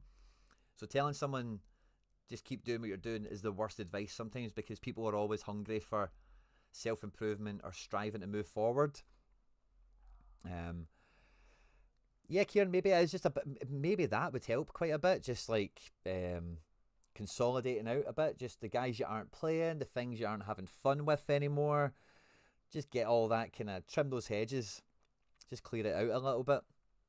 So I understand it's maybe not what you're after from me in terms of a review today or whatever, but nothing here really strikes me as an obvious strength to lean into that's not been utilised yet, or a weakness that, hey, you're not actually done in Contender in season, or anything like that, you know. So I'm kind of like, everything looks quite fine here. If you're also kind of unsure on what to do next, and anything you do next does require some building power, the worst thing to do with that is to spend it half-heartedly or on a whim, you know. So I know it's the worst advice in the world, but I'd maybe just keep at where you're at, mate, and then around that, clean up the mess, do a bit of housekeeping, trim the hedges, and then it's maybe, oh, I can finally afford that Rangers goalkeeper or whatever it is you're after, I don't know.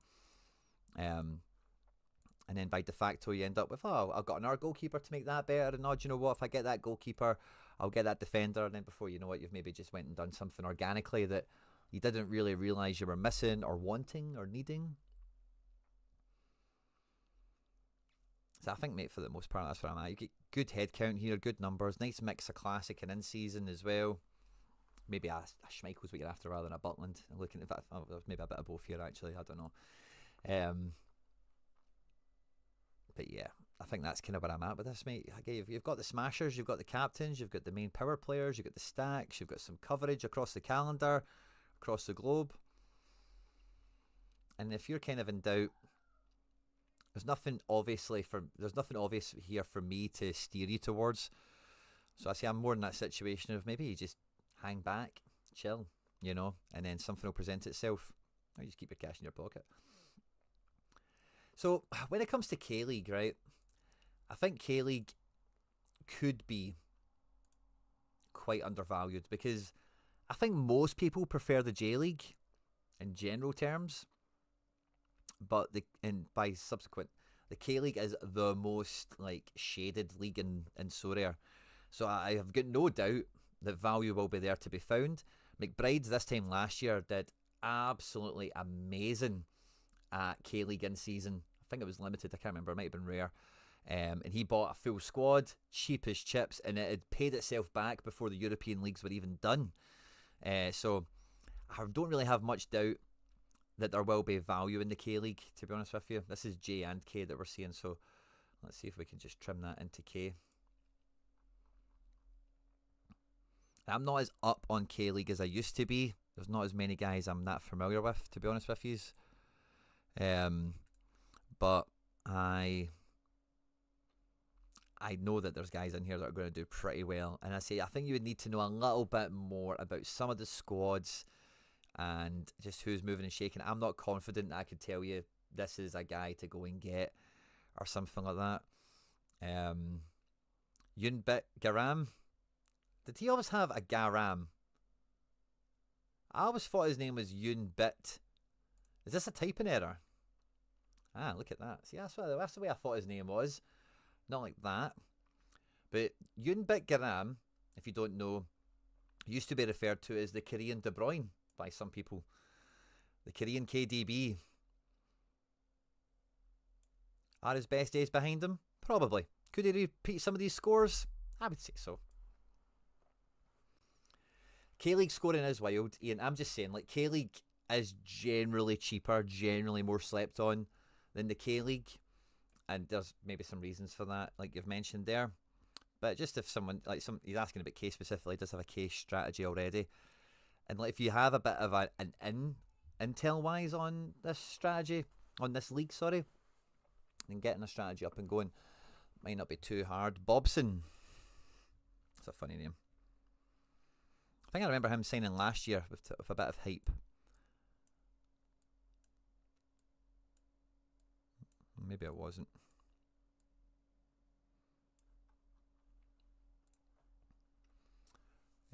Pip Boom. I'm free to play. Oh no, you just removed that message I was about to read. I'm a free to play player and got a few players. So I only play All Star. So should I buy MLS or other competitions?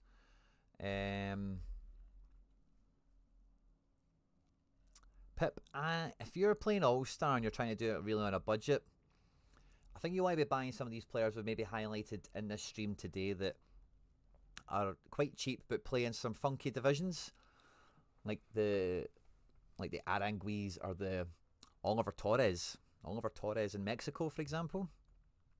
I think that's kind of something I would just steer you towards. 100% it's cheaper. I don't think attackers are as much of an issue, but not getting dual 1 for tackle, etc. kills a few guys. Yeah, fair enough. Evening, Dom. Good to see you. Mr. A, good to see you, Wallen. Appreciate the help, Kieran. Aye, no problem, mate. My pleasure. I say, sorry it's not like go and do this and go and buy that guy and go and sell that guy, but that's not always the answer, I'm afraid. Sorry, but yeah, maybe there's a guy here or two. Yunbit Garam. Lee Dong Jun is a guy I liked. This guy isn't Lee Dong Jun, he's Lee Dong Hee, but Lee Dong Jun I liked. Went to the Bundesliga, I think he's came back. So if there's guys like that you know are handy,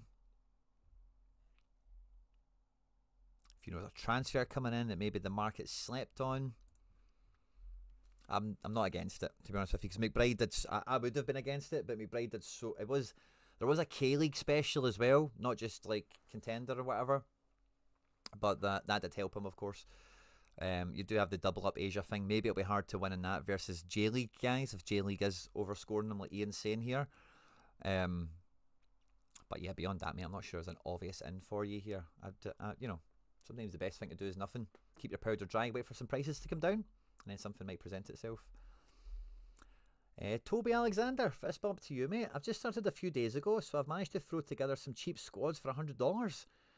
Trying to find some overperforming dimes. Love that, Toby. Well, if you're just joining the show, maybe rewind back because we found a bunch more. Maybe you'll be interested in them. Ben Hood, I'm on a very low budget at the moment with about £10 to £20, and I'm deciding to invest in Contender with a full stack of Elversberg. Is that worth it? The players are pretty cheap and score quite well. Ben, the only thing I would say on Elversberg is that they are on a bit of a come down at the moment, aren't they? Like, they were flying high against all odds. It was a bit of a surprise that they were so high in Bundesliga 2. Yeah, wheels kind of fell off there at the return of the new year. They've maybe kind of arrested that and got back together. The guy Roar and Bomb are very, very good, very well liked cards in the Sorare community. The goalkeeper has been cheap enough for the most part. I can't remember who else in here is a bit of a scorer. Maybe there's not an obvious one. Aslani, maybe. But yeah, Bundesliga 2 outfits can be handy. I think if you manage to pick them up, cool. But one thing I would say is, can you buy a guy that's not an Elversberg, that's like a captain capable guy? It's a bit of a differential, because you're not going to get 5 of these guys to all score really well. Like you can see, like the goalkeeper's not really helped you much here, but even in the outfield, 60, 69, 61, 62. 76 for that one. Like, not many of them are actually. You kind of need your scores to be in the mid to upper 70s into the 80s when you're winning 2 and 3-0. And if your guys are winning 2 and 3-0 and like just getting by the 60 mark, like for a defender, that's okay. For a midfielder, it may be just about passes. For a forward, it may be just about passes. But when you compound all that together, you're probably not going to hit as hard as you think you might. I know it's a budget squad and maybe winning the division isn't the be-all and end-all for that strategy, but can we get someone else in there, Ben, that can just put your team over the top when they do win 3-0 and collect a bunch of 60s? You've got a guy that's brought 80 to 100 points as captain. That's the only thing I would say on that. Right, call place. Where are we? Hey, Quinny, can you chuck on my in-season MLS collection? Looking to fire out one team. I'm looking forward to seeing this call place. Let's see what we've been cooking. Classic keepers, cool. I'm a big fan of both of them. Brady might move in the summer, as I think is suspected, but Sean John's a good keeper to have. You're aiming for one team? Sure, okay, we'll be able to do that with these 5 defenders. Kevin Sullivan, Connor Ronan, Ryan Raposo, Bernadeschi. Right, your forwards are good. I like your double Charlotte forward here. Single mid between one of these guys. And is this meant to be in season? Because we will be using our classic spot on the keeper. We will probably need to take Kyle Rose for the most part, or maybe Nathan Byrne. Charlotte again, so he kind of synergizes with your forwards.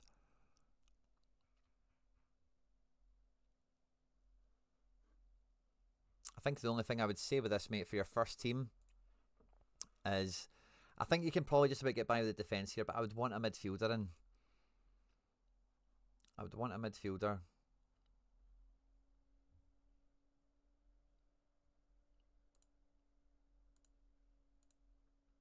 I'm going to do my best to not repeat any names I've already said. And I know there's a bit of a budgetary kind of thing on the go here, of course. These are all instant buys, but if we look at auctions... By the way, this Kevin O'Toole is... Let's just... 2 seconds, right? Let's go backwards to go forwards, right? Because this wee guy has got cards in all positions now.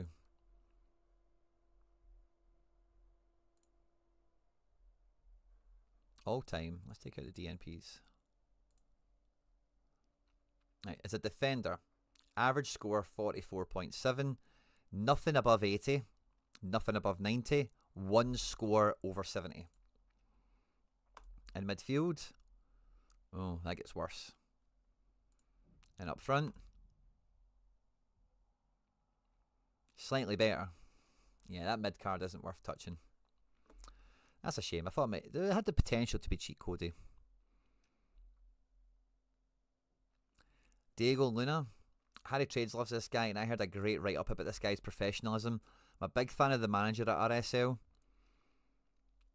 He's maybe not quite as frequent enough, but he could have a better season this year. And he does have that 70-plus point potential. Don't know how much he goes for, but he seems among the cheaper ones that are on auction at the moment. That's maybe the only other thing I'd throw into this, mate, is another midfielder. A quality midfielder, and then you need a little bit of like just covering defence for Kyle Rose, just a backup number 2 guy. And I think you're good to go with Team 1. Like another guy that won't cost too much, but is like upwardly fine, you know. Somebody like your man, but not priced like your man. So you can find somebody like your man, but cheaper. That's kind of what I'm after here. Maybe Reggie Cannon's a bit of a punt because he's not really got much of a track record in MLS, but something like that. Just another one just to firm out the bunch. And then, yeah, I would want another mid in just for a bit of punching power. Then you've got great selection options in to cycle between your 3 defenders that would be at that point, your 3 midfielders that would be at that point, and you're going Abada, Zaha. And if one of these guys is missing, there's then less of a problem to double midfield or to double defence. There's a bit more of a straight route. Oh, Luna's broke his nose. Fair enough, Harry Trades. Thanks very much for the intel, mate. So yeah, that's the only thing I'd throw into this, really. So if you're going to be going double forward with that, cool. That's a successful strategy, I would say, because they can link up together as long as Abada keeps playing, which I think he's in line to.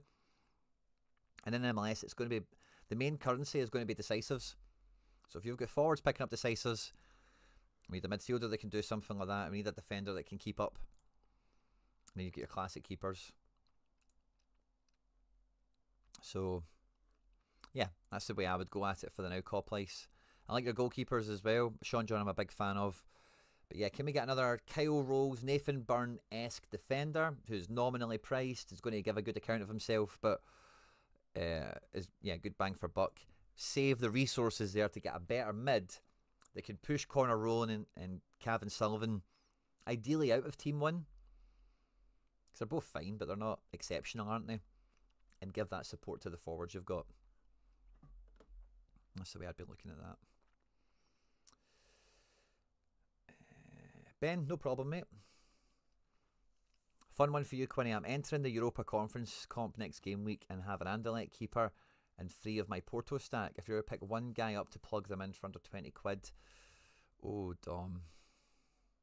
Europa League. I don't know if I can dive right into the market in that. I'm kind of against the cosh time-wise. But I am. That is a fun one. That will distract me, I'm sorry. I'm not too sure what the first leg scores were all off the top of my head. Sociedad are going to be a nightmare to forecast.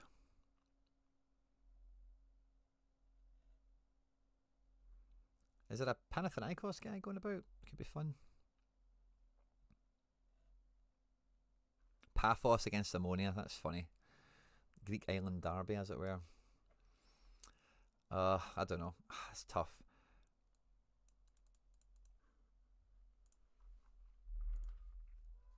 I tell you what, can we cheat a little bit?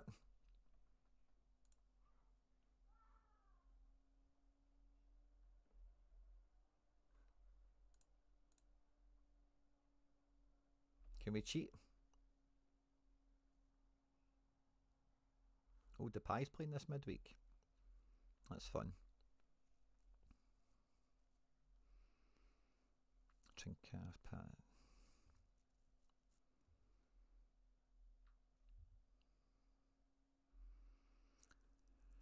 Maybe one of the Heidenheim guys at home at Copenhagen could be good. I know Copenhagen got a good result in the first leg, but away in Germany, Heidenheim could overturn that and it would not surprise me. One iota. Baranashea, actually. I think I'd pick Baranashea. Didn't play at the weekend, did he? Yeah, I'd pick Baranashea. It's been really, really good. He only played 45 minutes in the first leg because they subbed like a bunch of people at half time, didn't they? Yeah. 2-1 at half time, then they reined in the changes.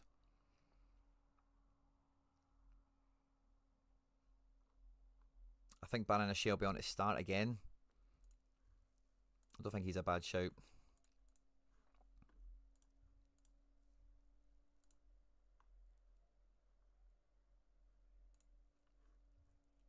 Yeah. Baranashea could be really good in this game. He's been brilliant. Just isn't getting... Oh, they think the goalkeeper's going to play for me again. That'll be good. So yeah, I like Baranashea. Mikey Blacka, what were we after? Mikey Blacka.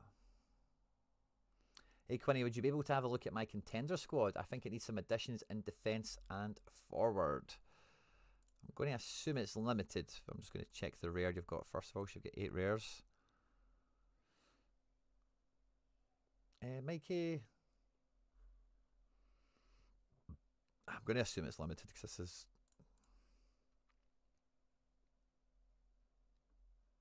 Yeah, I have no clue. Panathinaikos players myself. I think there might be one. I think they've got some guys. Maximovic, he's got Getafe cards. Bakasetas, oh, he got injured. Swiderski, Tete. One of these guys could do alright. You kind of need to find out who's going to play, but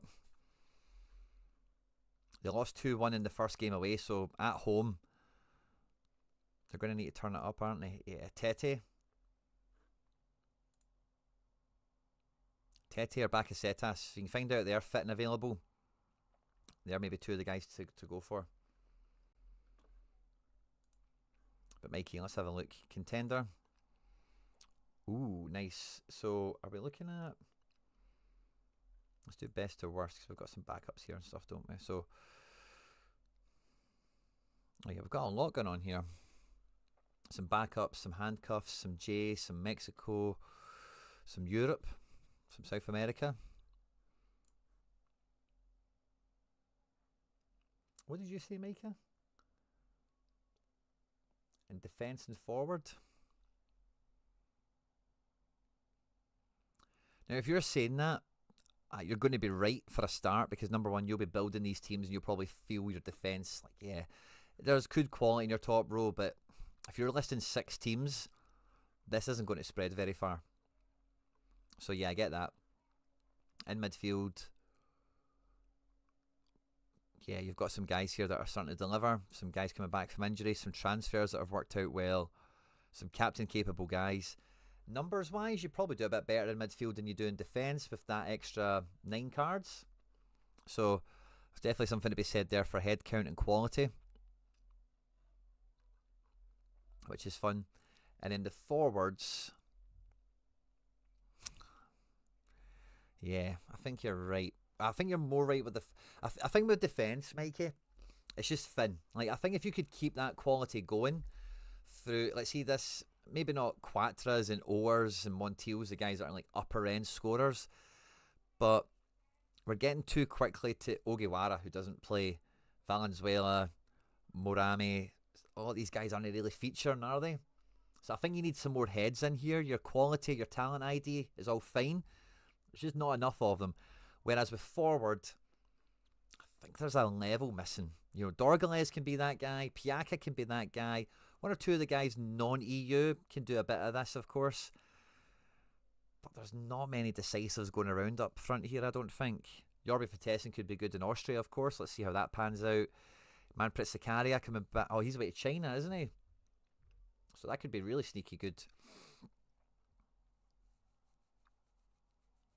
So yeah, I would when it comes to resources, Mikey, I would have more of it going into forward, because defender you're going to find some easy problem solvers, like not that expensive. Like we can probably look at this dead easy now. Limited defender. Oh, this is my gallery. Sorry. It's like, what filter have I did where he's the only guy that comes up? But if we do limited defender for Contender.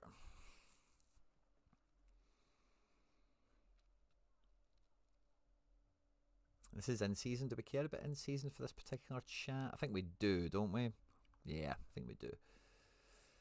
And this is instant buy, which isn't going to be too favourable. Let's go to secondary market, where like a Tavernier for 17 quid, AJ for 14, Trusty at 8. Like a cut. Like how much we talking about spending here? 30 quid.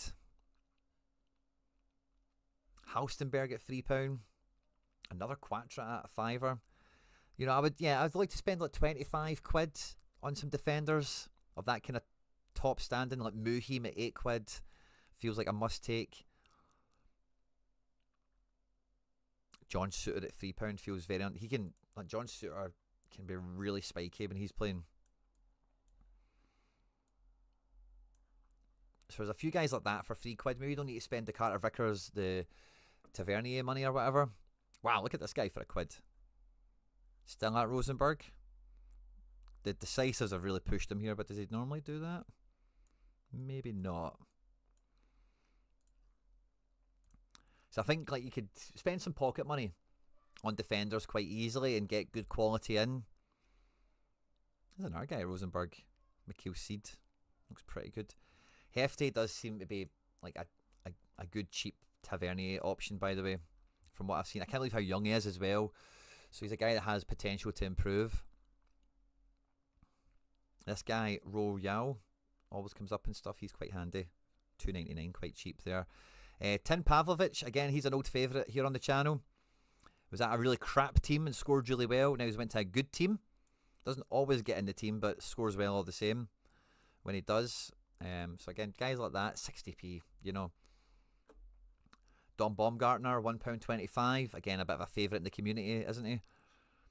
That's the sort of stuff I would throw into. And then when we get into forward, and that's where you're maybe spending some, not pocket money, but capital. So, Fitz for 19 quid. Jordan Larson has just scored again. Oh, Jordan's back. Jordan is back. Yes, we can start playing him again. Oh, so buzzing. Gabri Vega's in the starting lineup. That means I'm not getting relegated. Jamie Lawrence for a £5. Dobsey, well spotted. I missed that one. But that's the sort of guy for sure. And then forward, like Fitz for 19 quid. Barasatik. I like Avaya a lot. £6. Good bang for buck on that. Sego at £3. I think people are waiting for that transfer to materialise into scores. Not a bad start he's had, you would say, but I think that's what's holding that price down a bit. Cherney, I think, is one of the best forward cards in Scotland right now, to be quite frank. There's no rotation risk with him. Clearly decisive, capable. Doesn't quite get into the 80s, but does he, looking at that? He can.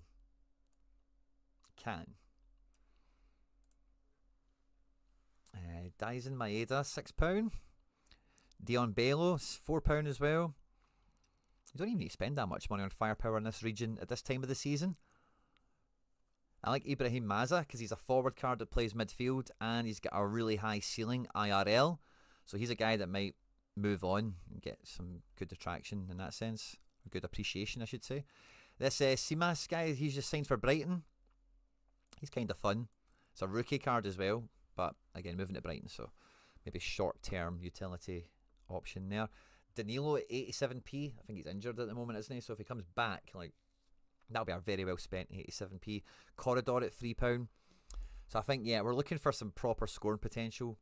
Depending on what your budget is, you'll be able to scrap together some defenders for not too much and then use some of the proper funds to get some forward power in, Mikey. So I think that's where I'm at. Like, I agree with you overall. You've got the guys in midfield that we don't have up front and whatnot. And again, you've got options and rows here. So yeah, I'm with you, mate. Mini-Me, good to see you. Pierre, I'm sorry, mate. I don't I don't think I will be able to squeeze you in, buddy. I've got 3 more to go. I think we've been on for like the thick end of 2 hours already.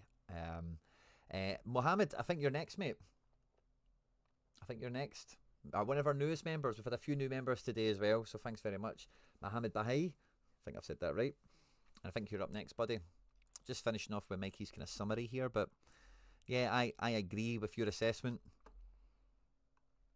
And like, how many forwards do you need? It's probably the last question I would pose to me and you together. It's maybe only 2. Like 2 top tier guys, and for defence, like I'd say maybe 3 or 4. Like run of the millish guys that are like under a 5er, good scoring profile. The guys we've kind of mentioned. Hey, Bebo. Is it just a general review? I've got a gallery worth around €300 for Challenger and under 23. Should I keep investing into those 2 or start looking into Prem or Champ? So what we're assessing is Challenger under 23. Are we done? Are we cooking? And do we move into something next? I'm all good. Mini-me, thanks very much. Pierre, thanks for the understanding, mate. I appreciate it. But let's see, what do we have going on here in goals? We've got, actually a really good roster here. Nice handcuffs and backups as well. That's really good, mate. When you told me the value of the gallery, I wasn't expecting that much choice.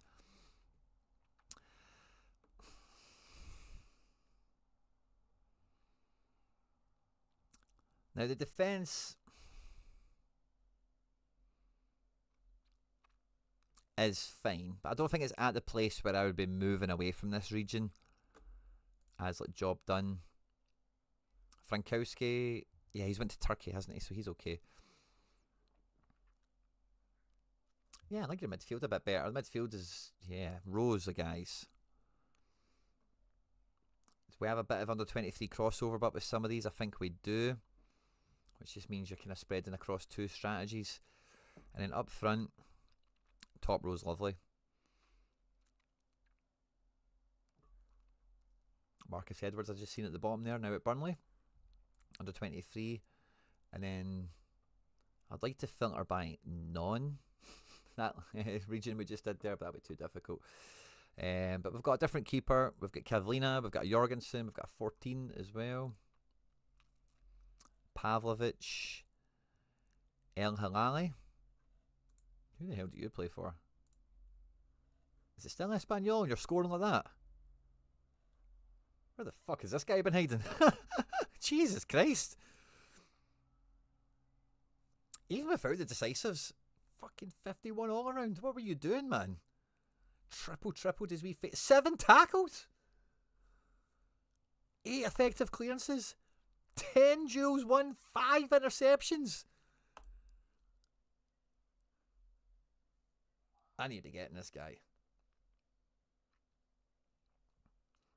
So Pierre, I'll kind of highlight it again, mate, 'cause it's been on screen a little while. But yeah, when you click the membership tab on the YouTube channel homepage, so you click on my wee face, and it'll take you to this. Then click members, and then scroll down a little bit, and you'll see the post here. 2 months ago, it's about 6 posts down. Click that. If you don't have Telegram already, it will get you to download the app. If you do, it will bring you into the notice board. When you're in the notice board, jump all the way to the top, and the second ever message brings you into the chat. Should be there, mate. If you can't see it, let me know. Defensive monster, he's going somewhere big this summer for sure, mate. You can say that again, and well done to you for unearthing him. By the way, that guy is a wee monster. I might be looking at a wee rare, one of those guys. Levi Colwell's good fun. And then we've got some other guys that didn't feature in that region. Now I think under 23s, mate, like I don't know if there's anything. I don't know if I'd be like, the thing I feel with under 23 these days is it's more of a relief. It's more of a release on, like, once we've got our main strategy set, if we have leftovers and are good guys that are too risky to play in the main strategy, or you're not too sure about, or the fixture might not be great, they can play somewhere, still do well, and maybe there's less pressure on the failure kind of hurting your weekend or ruining it. unless your main thing is under 23, that's the kind of main way I think of it. Now, some people take under 23 just as competitively as their primary region, but I think when the gallery does look like yours, where there's so much crossover between both of the things, then it will be hard for you to make decisions every week on who plays where without prioritising. This week I'm chasing Contender, or this week or Challenger, or this week I'm chasing after under 23. So I wouldn't be in a rush, Mohammed, to go out and build in Prem or Champ just yet, because there's two things to think about now, right? Is you've got a good in-season Challenger set up here, right? Now, if you're looking to maximise yield in this current season, Challenger in-season is what you should be spending a couple of quid on pushing up a level. And it's maybe like the quality of mid. I know that guy was a boss, but he doesn't play. And I think your defence is the weakest of the three, really, in terms of defence forward mid. So I'm not too sure this is like done, where you can move on, as it were. Now, if the thought behind this is you are done, and I'm not putting any more into this strategy. I've put as much in as I want to, and now it's just about what next can I add on. I see this as complete, and let's see how well it does. And now, can I move on to something else? Then fine. But the thing to factor into that is if we're going after in-season again in Prem and or Champ, it's going to be really difficult to make that yield back in the remaining time we have in the season. So you're either going to have to get the Champ and the Prem guys super cheap, and then you can have a bit of fun. Get a win or two, maybe they pay for themselves, maybe they don't. Because if you pay kind of normal prices or going rates, you're going to lose that in-season value and not really get anything back for your money. And in which case, if you're looking to move into another region, maybe the better option would be Classic. Now, the thing with Classic as well is there's not really an urgency on market prices. If anything, market prices are kind of coming down on Classics time on time, and there's no real rush to run into that. Whereas with your in-season Challenger, the clock is ticking on your Noah Lang, on your Ivanovic, on your, I was going to say Cockchew, but Mignans and Verscharens and Samoys. The clock is ticking on them for how much they can win. So that's kind of how I feel about this, Mohammed, is I wouldn't be in a rush to go and add a new strategy, a new squad into this. If it's to maximise current season yield, I would get more into Challenger. But if it's what do I add on next, or can I add on something next, then if you can find Champ and Prem guys like really at the floor, like super unreal cheapness, then that could be a move. If not, I would just keep your powder dry and wait to slowly build some sort of classic strategy ahead of next season. I assume the Telegram is where you announce these streams and ask for what to review. No, Pierre, I'm not. I'm not as. Sometimes we do that in the Telegram, but for the most part, like people maybe message me and say like on the Telegram, like Quinny, I'm not going to make it. I'm on a driving lesson. I'm doing this. I'm doing that. I'm sleeping. Time zones, and I can pick it up in the Telegram, of course. But I don't overall like organize everything from there for the most part. It's just really chat. Sometimes if I've got some content I want to promote and ask for some help from you guys, or if we're doing giveaways, I can notify you. You'll see on the notice board all the stuff that I post there. It's quite easy to kind of thumb through. Great to hear that you've got into the Telegram. I sometimes need to accept people, so I don't know if you've been accepted yet. Sometimes it just lets people in. Sometimes I need to accept people. Oh, we've got a bunch of you joining. Bebo, fist bump to you, my man. Pierre, I see you too. Fist bump to you, my man. And Caleb. Good to see you, Caleb. Finally made it in, my man. Good to see you guys. Thanks for all you joining the party. Good to see it. Telegram's been popping. There's been some good banter in the last few days. We won't go into that. Yeah, so I always just kind of run it with who's live, Pierre. But if there's something you want me to do and you're not going to make it, I'm not going to exclude you. So just let me know. You know, it's no problem at all. But it's just not like a set thing where it's like, get your things into the Telegram. You know, there's no... Always just happy to do as much as we can when we can. So yeah, Bebo, that's ultimately where I'm at, mate. Nat Omar El Halali. I'll be watching out for this guy, by the way. And then my man who missed out last week, James, where are you? I was so disappointed you missed out on last week, but you won a few cards, if memory serves me right, from giveaways and stuff. But let's see, what did you put in the chat? What's your request? Did you have something, or did you just get yourself on the list? And then after this, we're doing Ryan Mick, and then we're all done and dusted. Where is James? There you're there. I missed out last week. Any chance of a review this week? Yes. James Wakefield, now is your time, my man.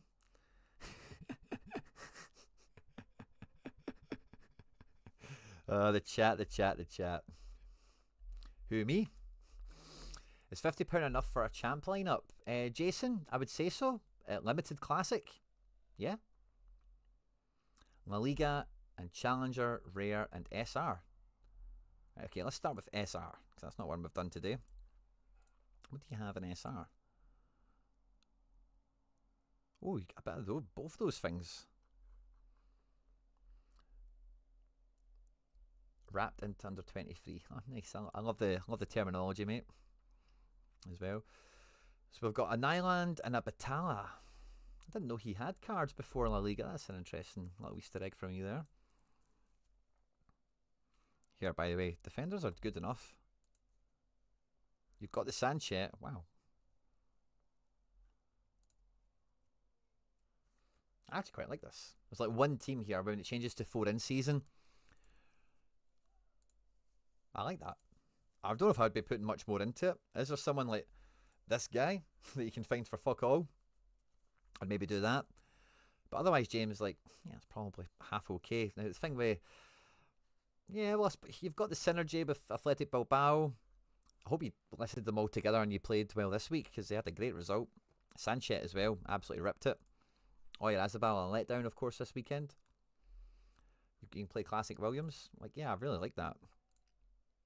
It's not really too much for me to say on that one. And what was the other one? Is it Challenger? One keeper. Nice. Ooh, nice classic flexes here. Yeah, I actually quite like what you've got going on here. I wouldn't really be doing too much more with it. And maybe there's something to be said about selling the in-seasons before the time comes, you know. So with this kind of thing, James, you can let me know what your thoughts and feelings are about the super rares going into next season, but we'll drop after the Barca game. Oh, that's a gutter. That's a gutter, James. Hopefully you hang on, mate. Hopefully you get a DNP that works out for you or something.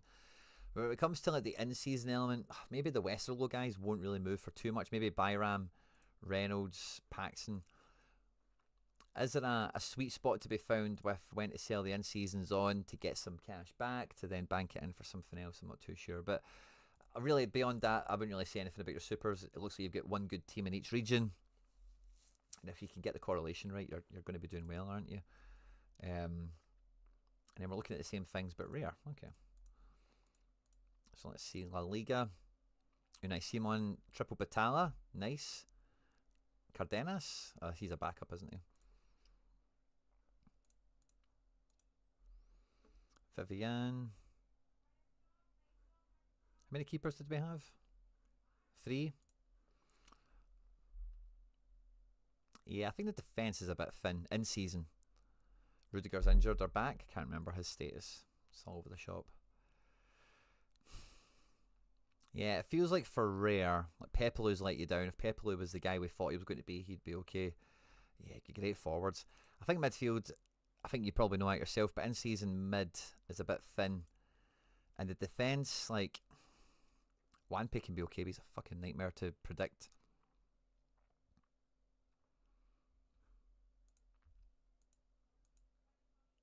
I think you've got a good setup here with having like an Athletic Bilbao lineup with a kicker card, like a Griezmann, or maybe even like a classic Louis or something like that. But I think we need another in-season mid in here to make sure 2 teams are kind of just as good as each other. The third team at the moment is always going to be Kubarsi, is the big one on the shopping list, so he'll make a big difference. I'm happy to keep them into next year, as they'll stay in under 23 for most of them. Oh, cool. Well, yeah, that's cool. Yeah. Is there an under 23 super rare, like one guy, that we can maybe find between now and next season that just goes like way underpriced? Maybe they move and somebody doesn't like their move and tries to sell the super rare dead cheap. The thing with the super rare market is it's very sensitive to individuals. Like if I want to sell a guy, then I'm gonna fucking sell him. You know what I mean? Like, and what the price will be whatever the price is. And when you get that sniff that someone wants to move a card, it's kind of when you can get a good price on it. So if the idea is super rare under 23 for next season, maybe ID like a talisman. Like maybe it's a wee bit out of budget now, but maybe just watch and see if you can get onto that later. Akubarsi does level this up quite nicely, and I think he'll make a big part. But I think like you'll still be missing a midfielder. I got a De Jong in recently because I just think you can predict his rotations. I think he'll do quite okay for the most part. But I think in La Liga there's not that many great mid options, and that gives you some nice solutions to probably come up with as well. But yeah, something like an Isco who's a 10. I don't think he really solves your problem as I say his name out loud, but there is guys like this in the league that aren't amazing but are good enough, and just because they're not the top shelf, their price just sucks. Like Moriba not that long ago was flying in price and all the rest because he was just swallowing up 8A and had a good decisive or two behind his back.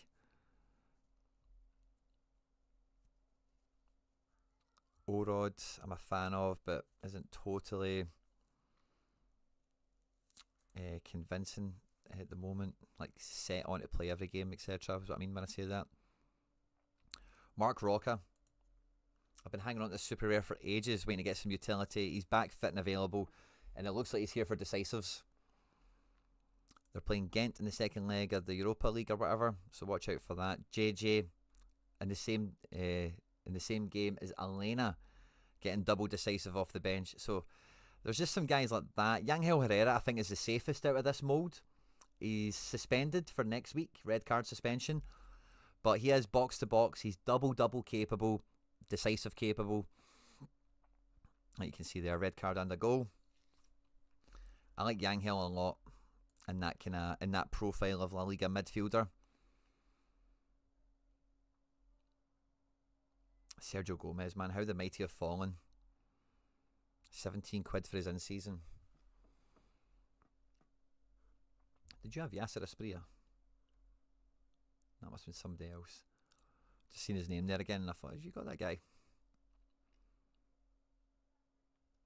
Grealish is a funny one as well because he just showed up and he could be sneaky good quickly. Tchouameni for 25 isn't a bad shout either. Yeah, Modric is another one. I think Modric is like a good Team 2 guy, isn't he? Maybe Team 1 if you really know, like, oh, he's on. He's at home at Valladolid. You know, party time, Modric time. Fermin Lopez, I think, is a great shout because he's going to feature in every game. Now, he's suspended for next week as well. Goal and a red card. He is going to... Fermin Lopez and Ferran Torres, like, see for Team 3, Team 2, by the way, really interesting plays because both of them will feature in every match. Both of them, ultra decisive capable. They're not going to get much more than that out of them, but so it's not like a top team Div 1 smasher profile, but it's more that the second team's third team unexpected smasher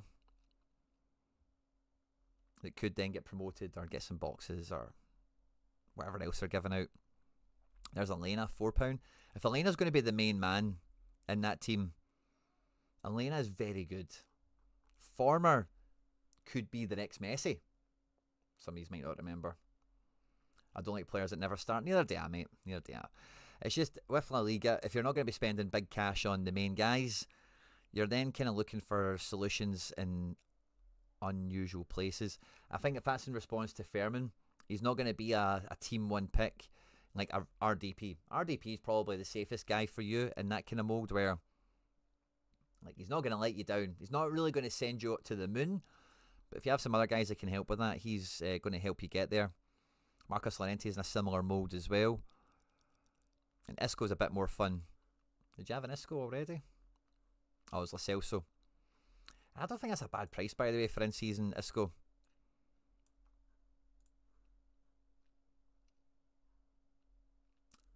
I think Danny Olmo's the one I would get, but if you had circa 100 quid to get anyone here, I'd get Danny, because when he comes back fit, he'll be playing all the time. And yeah, I like that. Anyone else really jumping out? It's really tough in midfield. You probably know it yourself. It's probably why you've not got tons of mids already. But if you've got that Kubarsi in at defence, even Roca, by the way, Roca at 12 quid. I see the Quinny batch of like Roca, JJ, Elena, Yanghel. You could get like 4 quality guys under 30 quid. Lo Celso in season. Somebody's saying that in the chat as well, Pierre. How much is Lo Celso in season? Did he not just get injured or something, Lo Celso? Am I imagining that?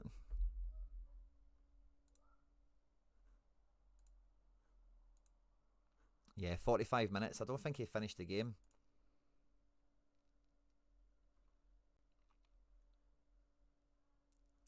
I'd probably go for Isco. I know they're both quite injury prone, to be honest with you. I'd probably go for Roca as well. I don't like the look of Roca. Fair enough. Fair enough. Just back from injury.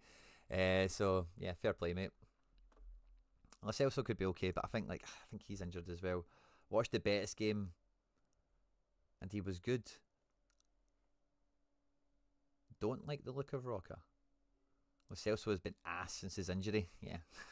See, I did think there was negative connotations around Lo Celso.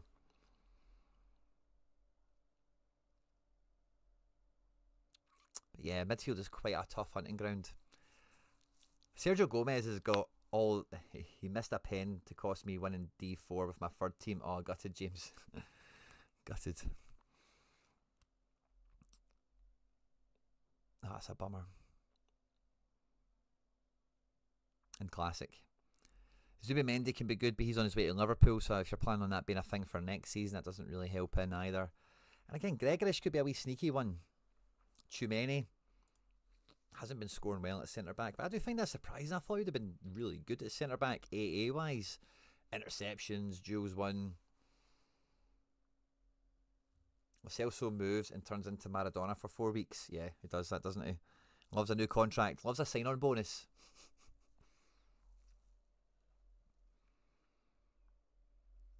Fornals is a sneaky one to have in the background for when he's back fit and available.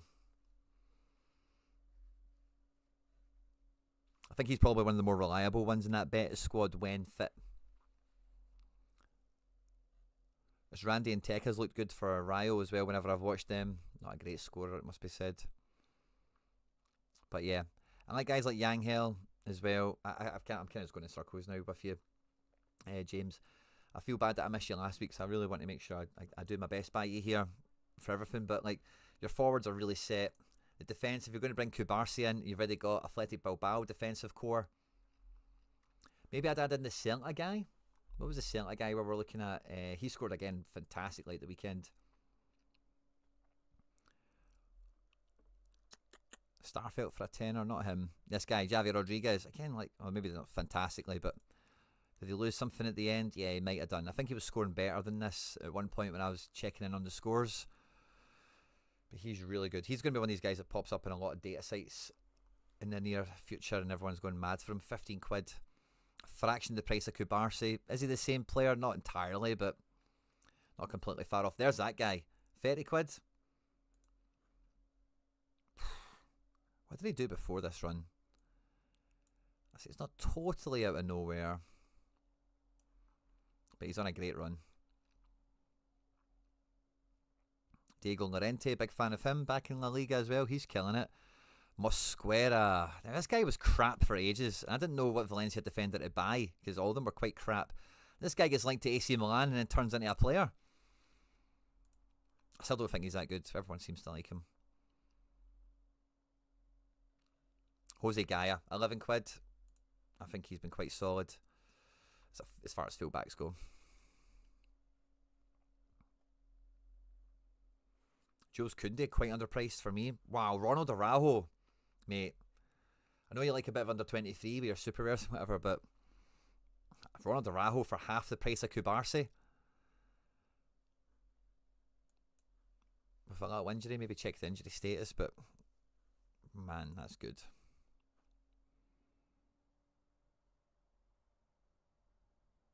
And I really like Moomin. If you've got Ratiu, get Moomin.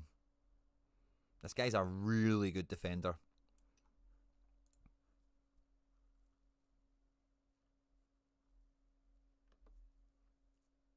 Oh, sorry, did I say Liverpool? Zubamendi going to Arsenal. I beg your pardon. Thanks a lot, Graham, for the catch on that. Slip of the tongue. My pleasure. And then if we look at the Challenger Rare, we've got Lyson, we've got Trubin. I know you love your under-23 crossover, don't you, James? Yeah. Robin Roth's in there as well. We've got old Miggy, we've got old Passveer. Oh, you've got a nice situation here with rare and super rare Westerlo, so you'll really know what you're doing every week in terms of playing them. It feels like this is more geared to under 23 or in-season challenger. I'm quite similar to how I feel about your super rares, mate, where like this is kind of set up to do what it's doing. Yeah, Nacho, oh, did you win that? Oh, that could be good, by the way. Did you win that from me? I think you might have, by the way. That neon looks familiar. Maybe you didn't, but yeah. I would basically repeat what I said for your super rares in this. It's like, if you're going to... The only thing I would spend money on in this is somebody that pushes the level up a bit. You've got the Westerlo guys, you've got Trubin and whatever for a bit of flex under the 23. But yeah, if you're to do anything with this, it's only smashers only.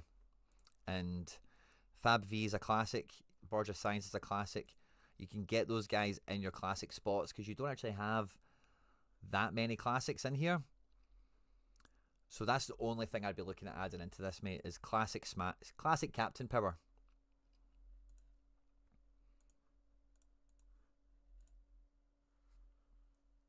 And you've got lovely crossover here.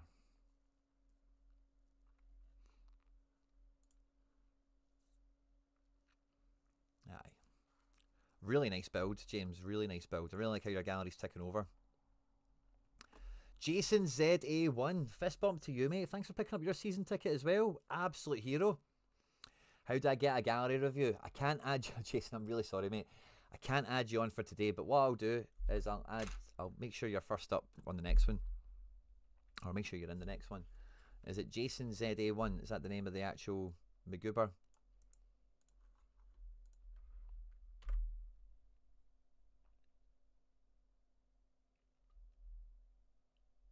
Who else did we have on the bubble? Was it Ryan? It was Ryan. Now, I'm going to get to Ryan next. Jason ZA just went and picked up an Omar El Halali. Love that. Do we squeeze it? I'm not sure I can. The missus is certainly going to kill me. Are we on for 3 hours yet? Yeah, we're no far away from it. Guys, please do hit the like button. There's a bunch of likes already, but we could do it for another couple. Ryan Mick. MLS. Awesome. Jason.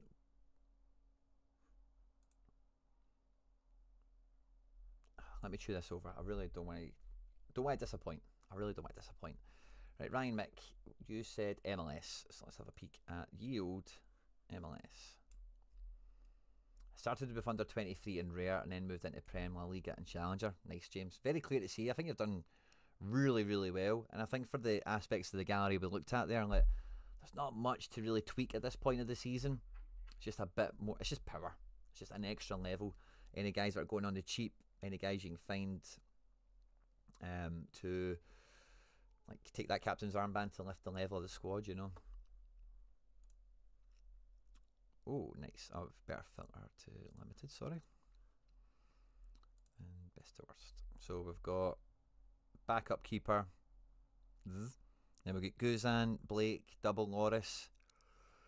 I like that. Wagner, Amador. I really like the top row of defence here. I really like the... You've got a good Atlanta stack here. Yeah, defence is as good as you would want to make it, really.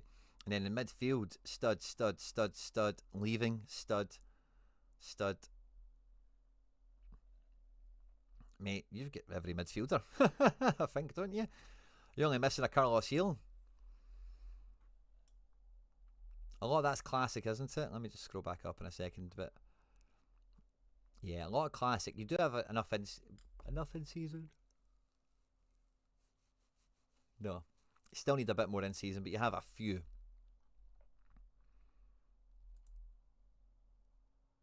Messi, Suarez, Buanga, Lati Laugh, Denke, Bamba, Almiron. Yeah, I think you're going to do really well with your Atlanta stack. You've probably got a good collection bonus. You've got them in early enough where you'll be one of the leaders in the Atalanta play. I want to look at all positions and go to in-season. Or maybe do it this way, sorry. So we've only got Guzan. We've got, I'd say, 2 teams worth of defence here. If you know who's going to be playing for Atalanta.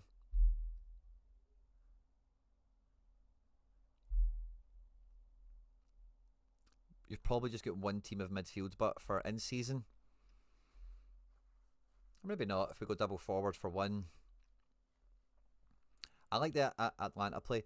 One thing I wouldn't underestimate, by the way, at this stage is the collection bonus is applicable to all cards in collections. So, see, rather than you diversifying, if this works or you're really set on Atlanta United, maybe just go buy another 2 clicks. Go and buy another Guzan. And then you're just then your 2 teams will be kind of the same, but maybe you rotate, like you've got click in both of them, but maybe one of them's double defense with 1 striker, maybe one is single defense with double strike, that kind of thing. I wouldn't underestimate that if you already have a good in-season collection on the go like this, quite nailed into one club, where you will have that advantage as the season goes on of having the higher XP available and having a big collection bonus behind them. So I would be conscious of that. Maybe before adding in stud cards from other clubs, like a Ryan Gold, for example, just to throw a name in there. But yeah, could we get a second click? Could we get a second one of the forwards? Could we get another Guzan? And then we just play 2 lineups and we make a rotation in between. Yeah, literally what I was thinking. Ryan, great minds, mate. And then, yeah, you're just playing the numbers then on maybe Amador's in one team, Brooks Lennon's in the other. That sort of thing. And you've got 2 strong teams that maybe could both pop off. That maybe it's not necessarily one dies and one lives, but maybe both of them fly once in a while. Maybe both of them die once in a while. That's part of the thing of backing a club. I've been there before with Celtic. Sometimes there's just no good scores to come out the team, and there's not much else you can do about that. And then Team 3 has got the flex position of the leftovers are hunches. Like, just fancy this guy to do well, but I can't in good conscience put him in my top team. Those kind of plays. So, yeah, that's something I would make sure you cap, because you've got in early. You've got this collection. I personally always want to make sure my money does as much as it possibly can. And looking at the state of play now and looking at what you've got here, that's the first thing I would be thinking to do, is who are the high value guys that aren't that expensive. But if I've got 4 of them, 3 of them, I can easily put them in defence for all 3 teams or in midfield or whatever. You're not going to be able to do that with Almiron or Latte Laugh, of course, but is there like Brooks Lennon's and clicks that we can do that with, Guzan, of course, as well. And then from that point, like, because you probably will want to keep the 5 in season element for the gameplay that you're running with. We're then looking at some of the guys we've already featured earlier in the stream, guys that are just overlooked in a decent team that can just give you a safe 60, can be the penalty taker that just ramps in with an 80 once in a while. Ayo, Tanaka's in the team.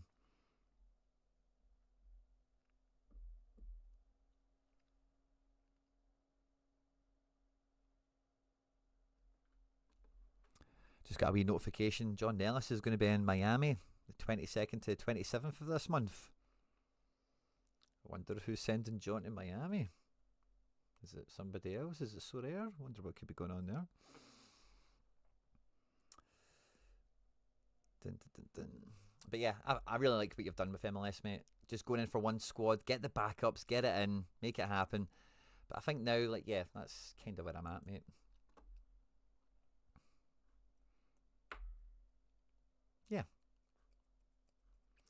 Would I buy classics in for this collection? No. You already have some classics, don't you? And you've got some good ones. I really wouldn't put any more. Bamba didn't even come into that, by the way. So you do have Bamba that wasn't on page when we did the seasonal filter there. I wonder if there's anyone else from Europe that didn't get caught in that. Why did I not mention Moranchuk earlier? When I was looking at the midfield, so I was seeing Click and stuff. Maybe it's just because Moranchuk's too expensive. You do have Pasalic. Yeah, so you do kind of have some of those kind of kicker cards anyway. Odenholm potentially as an outlier. Miguel Perez. So yeah, I wouldn't buy any more classics. If there's another Bamba type guy you can go and get, fine. I'm not against that. But yeah, I would just try and like double down a little bit more into the Atlanta thing because you've got the early adopter situation. Yeah. But I wouldn't buy any more classics, mate. I wouldn't do that. And yeah. Because again, that's kind of what I do with Celtic, but like because I've got so many cards, I'm kind of constantly playing different combos, but I might have like Alistair Johnson as a defender in every team because I can do that. You might want to do that kind of thing, but with in-season, you're limited to current season cards. And if you know, like, this is the only defender I want to play, then you really want to have 3 copies of him. Just to use a defender as the example, could be a mid, could be a forward or whatever. And from my experience, you will benefit from that. Not my experience, but from the advice of doubling down on the cheap bang for buck guys. Could get good XP and all the rest of it. Right, Jason, I would feel terrible if I didn't do it, mate, right? So let's squeeze it in. Pierre, I'm sorry. Pierre did ask for something as well, and I said, no, it'll need to be mañana. It'll need to be next time. But Jason's just got a season ticket, and he's got 50 quid to upgrade, right? So, Jason, what do we mainly play? We've got a bit of Contender. We've got a bit of Challenger. Do we have any Champ? We do. Do we do MLS? Oh, we do. Now, if you're at 50 quid to upgrade, I'm going to, unless you're in the chat, you can still help me out here, Jason. I'm going to assume we're looking at MLS chat here. Do we have rares? We've got 5 rares. Let's maybe move that on to another day, but sorry, Pierre. Sorry. I feel bad for people that just get a season ticket and then don't get on. I feel terrible about it. James Wakefield was victim of it last week, but he won some cards that made me feel a bit better, a bit quicker. And it is just 50 quid to upgrade. So if I had 50 quid to upgrade Zanka, we never mentioned him before, one of these in-season Euro cards, half in-seasons.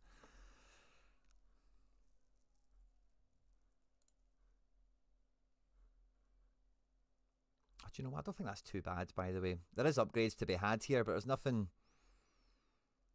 Maybe defence is the only thing, Jason, that jumps out. You do have Almiron in midfield, but if you didn't have Almiron, I'd be really worried about your midfield.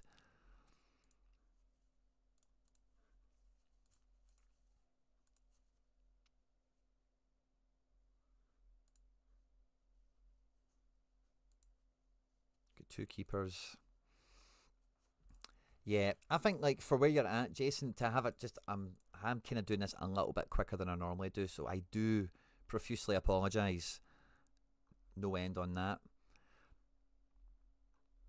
But like, you've got like a budget Contender thing there with some of the right pieces in it. None of them are the, you've not got like Kudins and stuff like that, but you've got like some bits and bobs and whatever. This is decent as well. You've got like Fitz, you've got Broom. I think the MLS one is the, you've got Champion as well, but I wouldn't, if this is all you've got in Champ, these are under 23s, aren't they? I wouldn't really go further and beyond that. If you've got 50, or let's maybe even look at under 23, is that maybe the play? Oh, it might be. Nice under 23. Yeah, maybe you're an under 23 guy. Yeah, I think you're under 23 guy. I think if I had 50 quid to upgrade, I would probably be continuing to enhance the MLS guys you've bought already. I like the forwards. I'm not too sure you'll be too stuck for forwards for the most part. But the thing with Bamba, Dreyer and Saha is they're going to lose in season in August. Or actually, Sorare were very cute with this. They said in their podcast at the end of the European season. So I've got a feeling that they're going to remove in-season utility for these guys when match day 36, 38, whatever it is for each of these individual leagues is played. I think they're going to chop it off end of season. I don't think they're going to wait for next season cards to come out. The way they've worded it. So you need to be cautious of that. and maybe get an insurance policy against it early on. Same with the Almiron. So if I was you, mate, you get 50 quid still in the wallet. I don't think your MLS strategy is finished yet. Now, you can win guys and cards and whatever in the meantime, and maybe fix this problem on the fly as you're going, kind of ad hoc. But this is still the focus I would have. Similar to what we were just saying with Ryan, is like you've just spent this money. I don't want it to go down the toilet. I don't want it to be half-baked and then maybe it doesn't do the job it's meant to do. So I would push the boat out and make sure that the money you've spent already has that 50 quid around it to make sure that the money you've spent already is going to be worthwhile. And I'm probably looking at 2 in-seasons in every position as a general rule of thumb.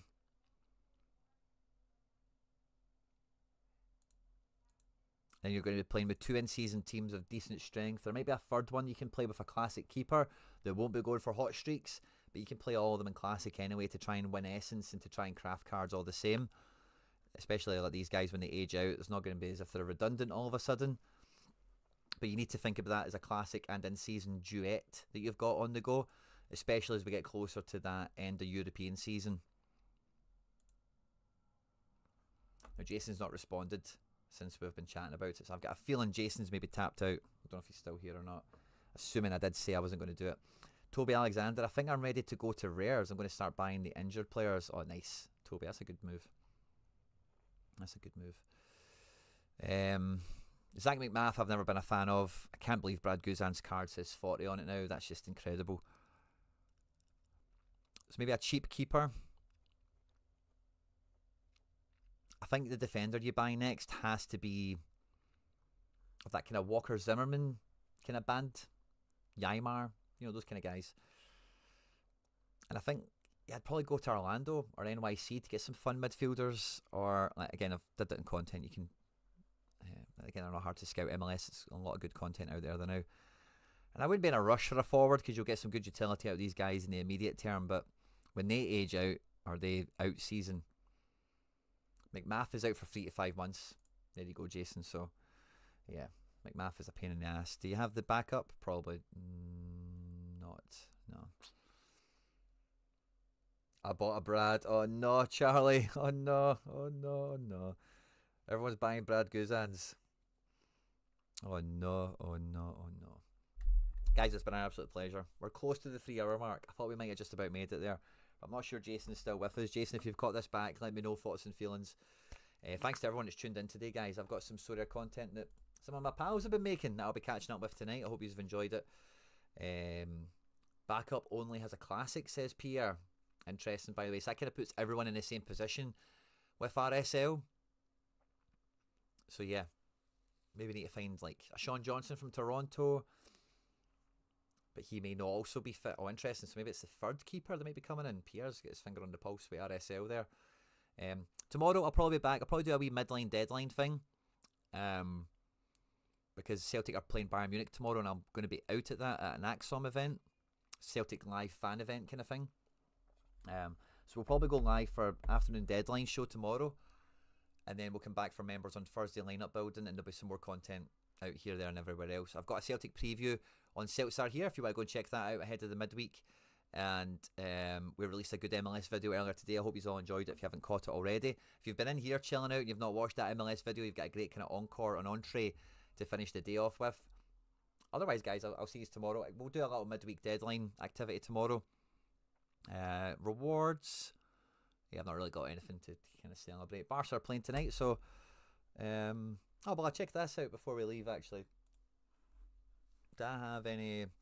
Oh, by the way, I've seen this notification here, and yeah, I just knew it, by the way. I just knew.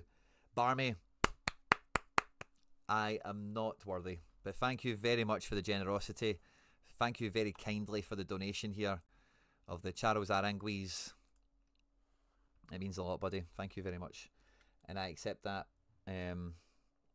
wholeheartedly, and I'm very grateful for the generosity, my man.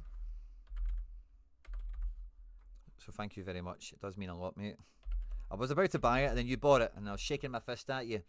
But thanks very much for the generosity, mate. It is not lost on me and I'm very grateful and appreciative for it. So thank you. Let's see if he gets into a wee team and helps us win something. But we wanted to see if Vega. Do we have the Barca lineup out yet? Yeah, we do. Rafi's in. De Jong is in. Kubarsi's in. Nice. Rayo Vallecano not to be taken lightly, by the way. What was the last thing I wanted to check? Rafi Vega. Is he in? Is he in? Is he in? Rafi Vega. He is in, but has he saved us? Yeah, he saved us. We're not getting relegated anymore. They're winning 3-1. No decisive. 6-8. Come on, Gabri. You're not going to get back to Europe playing like this. Oh, he's in the deeper midfield position, by the way, next to Kessie. Interesting. Gabri Vega was such an attacking midfielder when he was in Celta Vigo. Mahrez, Galeno, Firmino, Tony. Man, that's a front. Man, this is a team. Mendy, Demiral, Dams. He played for somebody, didn't he? Yeah, by the way, that's a fun team. Joselu for the other team. Anyone else we recognise? Sergio Rico. That's a funny one. When do you think MLS price fever breaks? Major NFT, I have got, honestly, no... I think, again, I'll reference what I said before. If you check out the MLS video I did a few weeks ago, and if you look at how the price movement is went for like the champ cards, not necessarily the price movement, right, but mainly how the supply has went out. The main thing that will move the price down is secondary market, is crafting, is rewards and whatever. Because these instant buys will have market credits on them as well, which doesn't really paint the full picture. But the thing that will bring the price down is secondary market availability. Is the kind of answer to this. For the premium players, that will take a lot longer to happen. MLS has got so much fodder, it could happen quite quickly. It's a very hard thing to quantify, but the main thing to consider is the card distribution. You know, how many cards do they have out? And benchmarking it against, like, who's had the most mints? Let's say it's Carlos Gil. Oh, Carlos Gil's at 110 limiteds. The guy I'm looking at is only at 40. So I would contextualize it in that kind of sense, Major NFT. James, good morning. But that's going to be the last one for me, guys. Thanks to everyone that's joined us. Good morning, good evening, good night, all that good stuff. Please do like, subscribe, share, retweet. We had 4 new members joining the channel today, picking up their season ticket. Forever grateful for all the support we get here on the channel. Sincerely could not do any of this without you guys. It means the world to me. And long may it continue. Onwards and upwards, guys. Stay out of trouble. And I will catch you on the next one.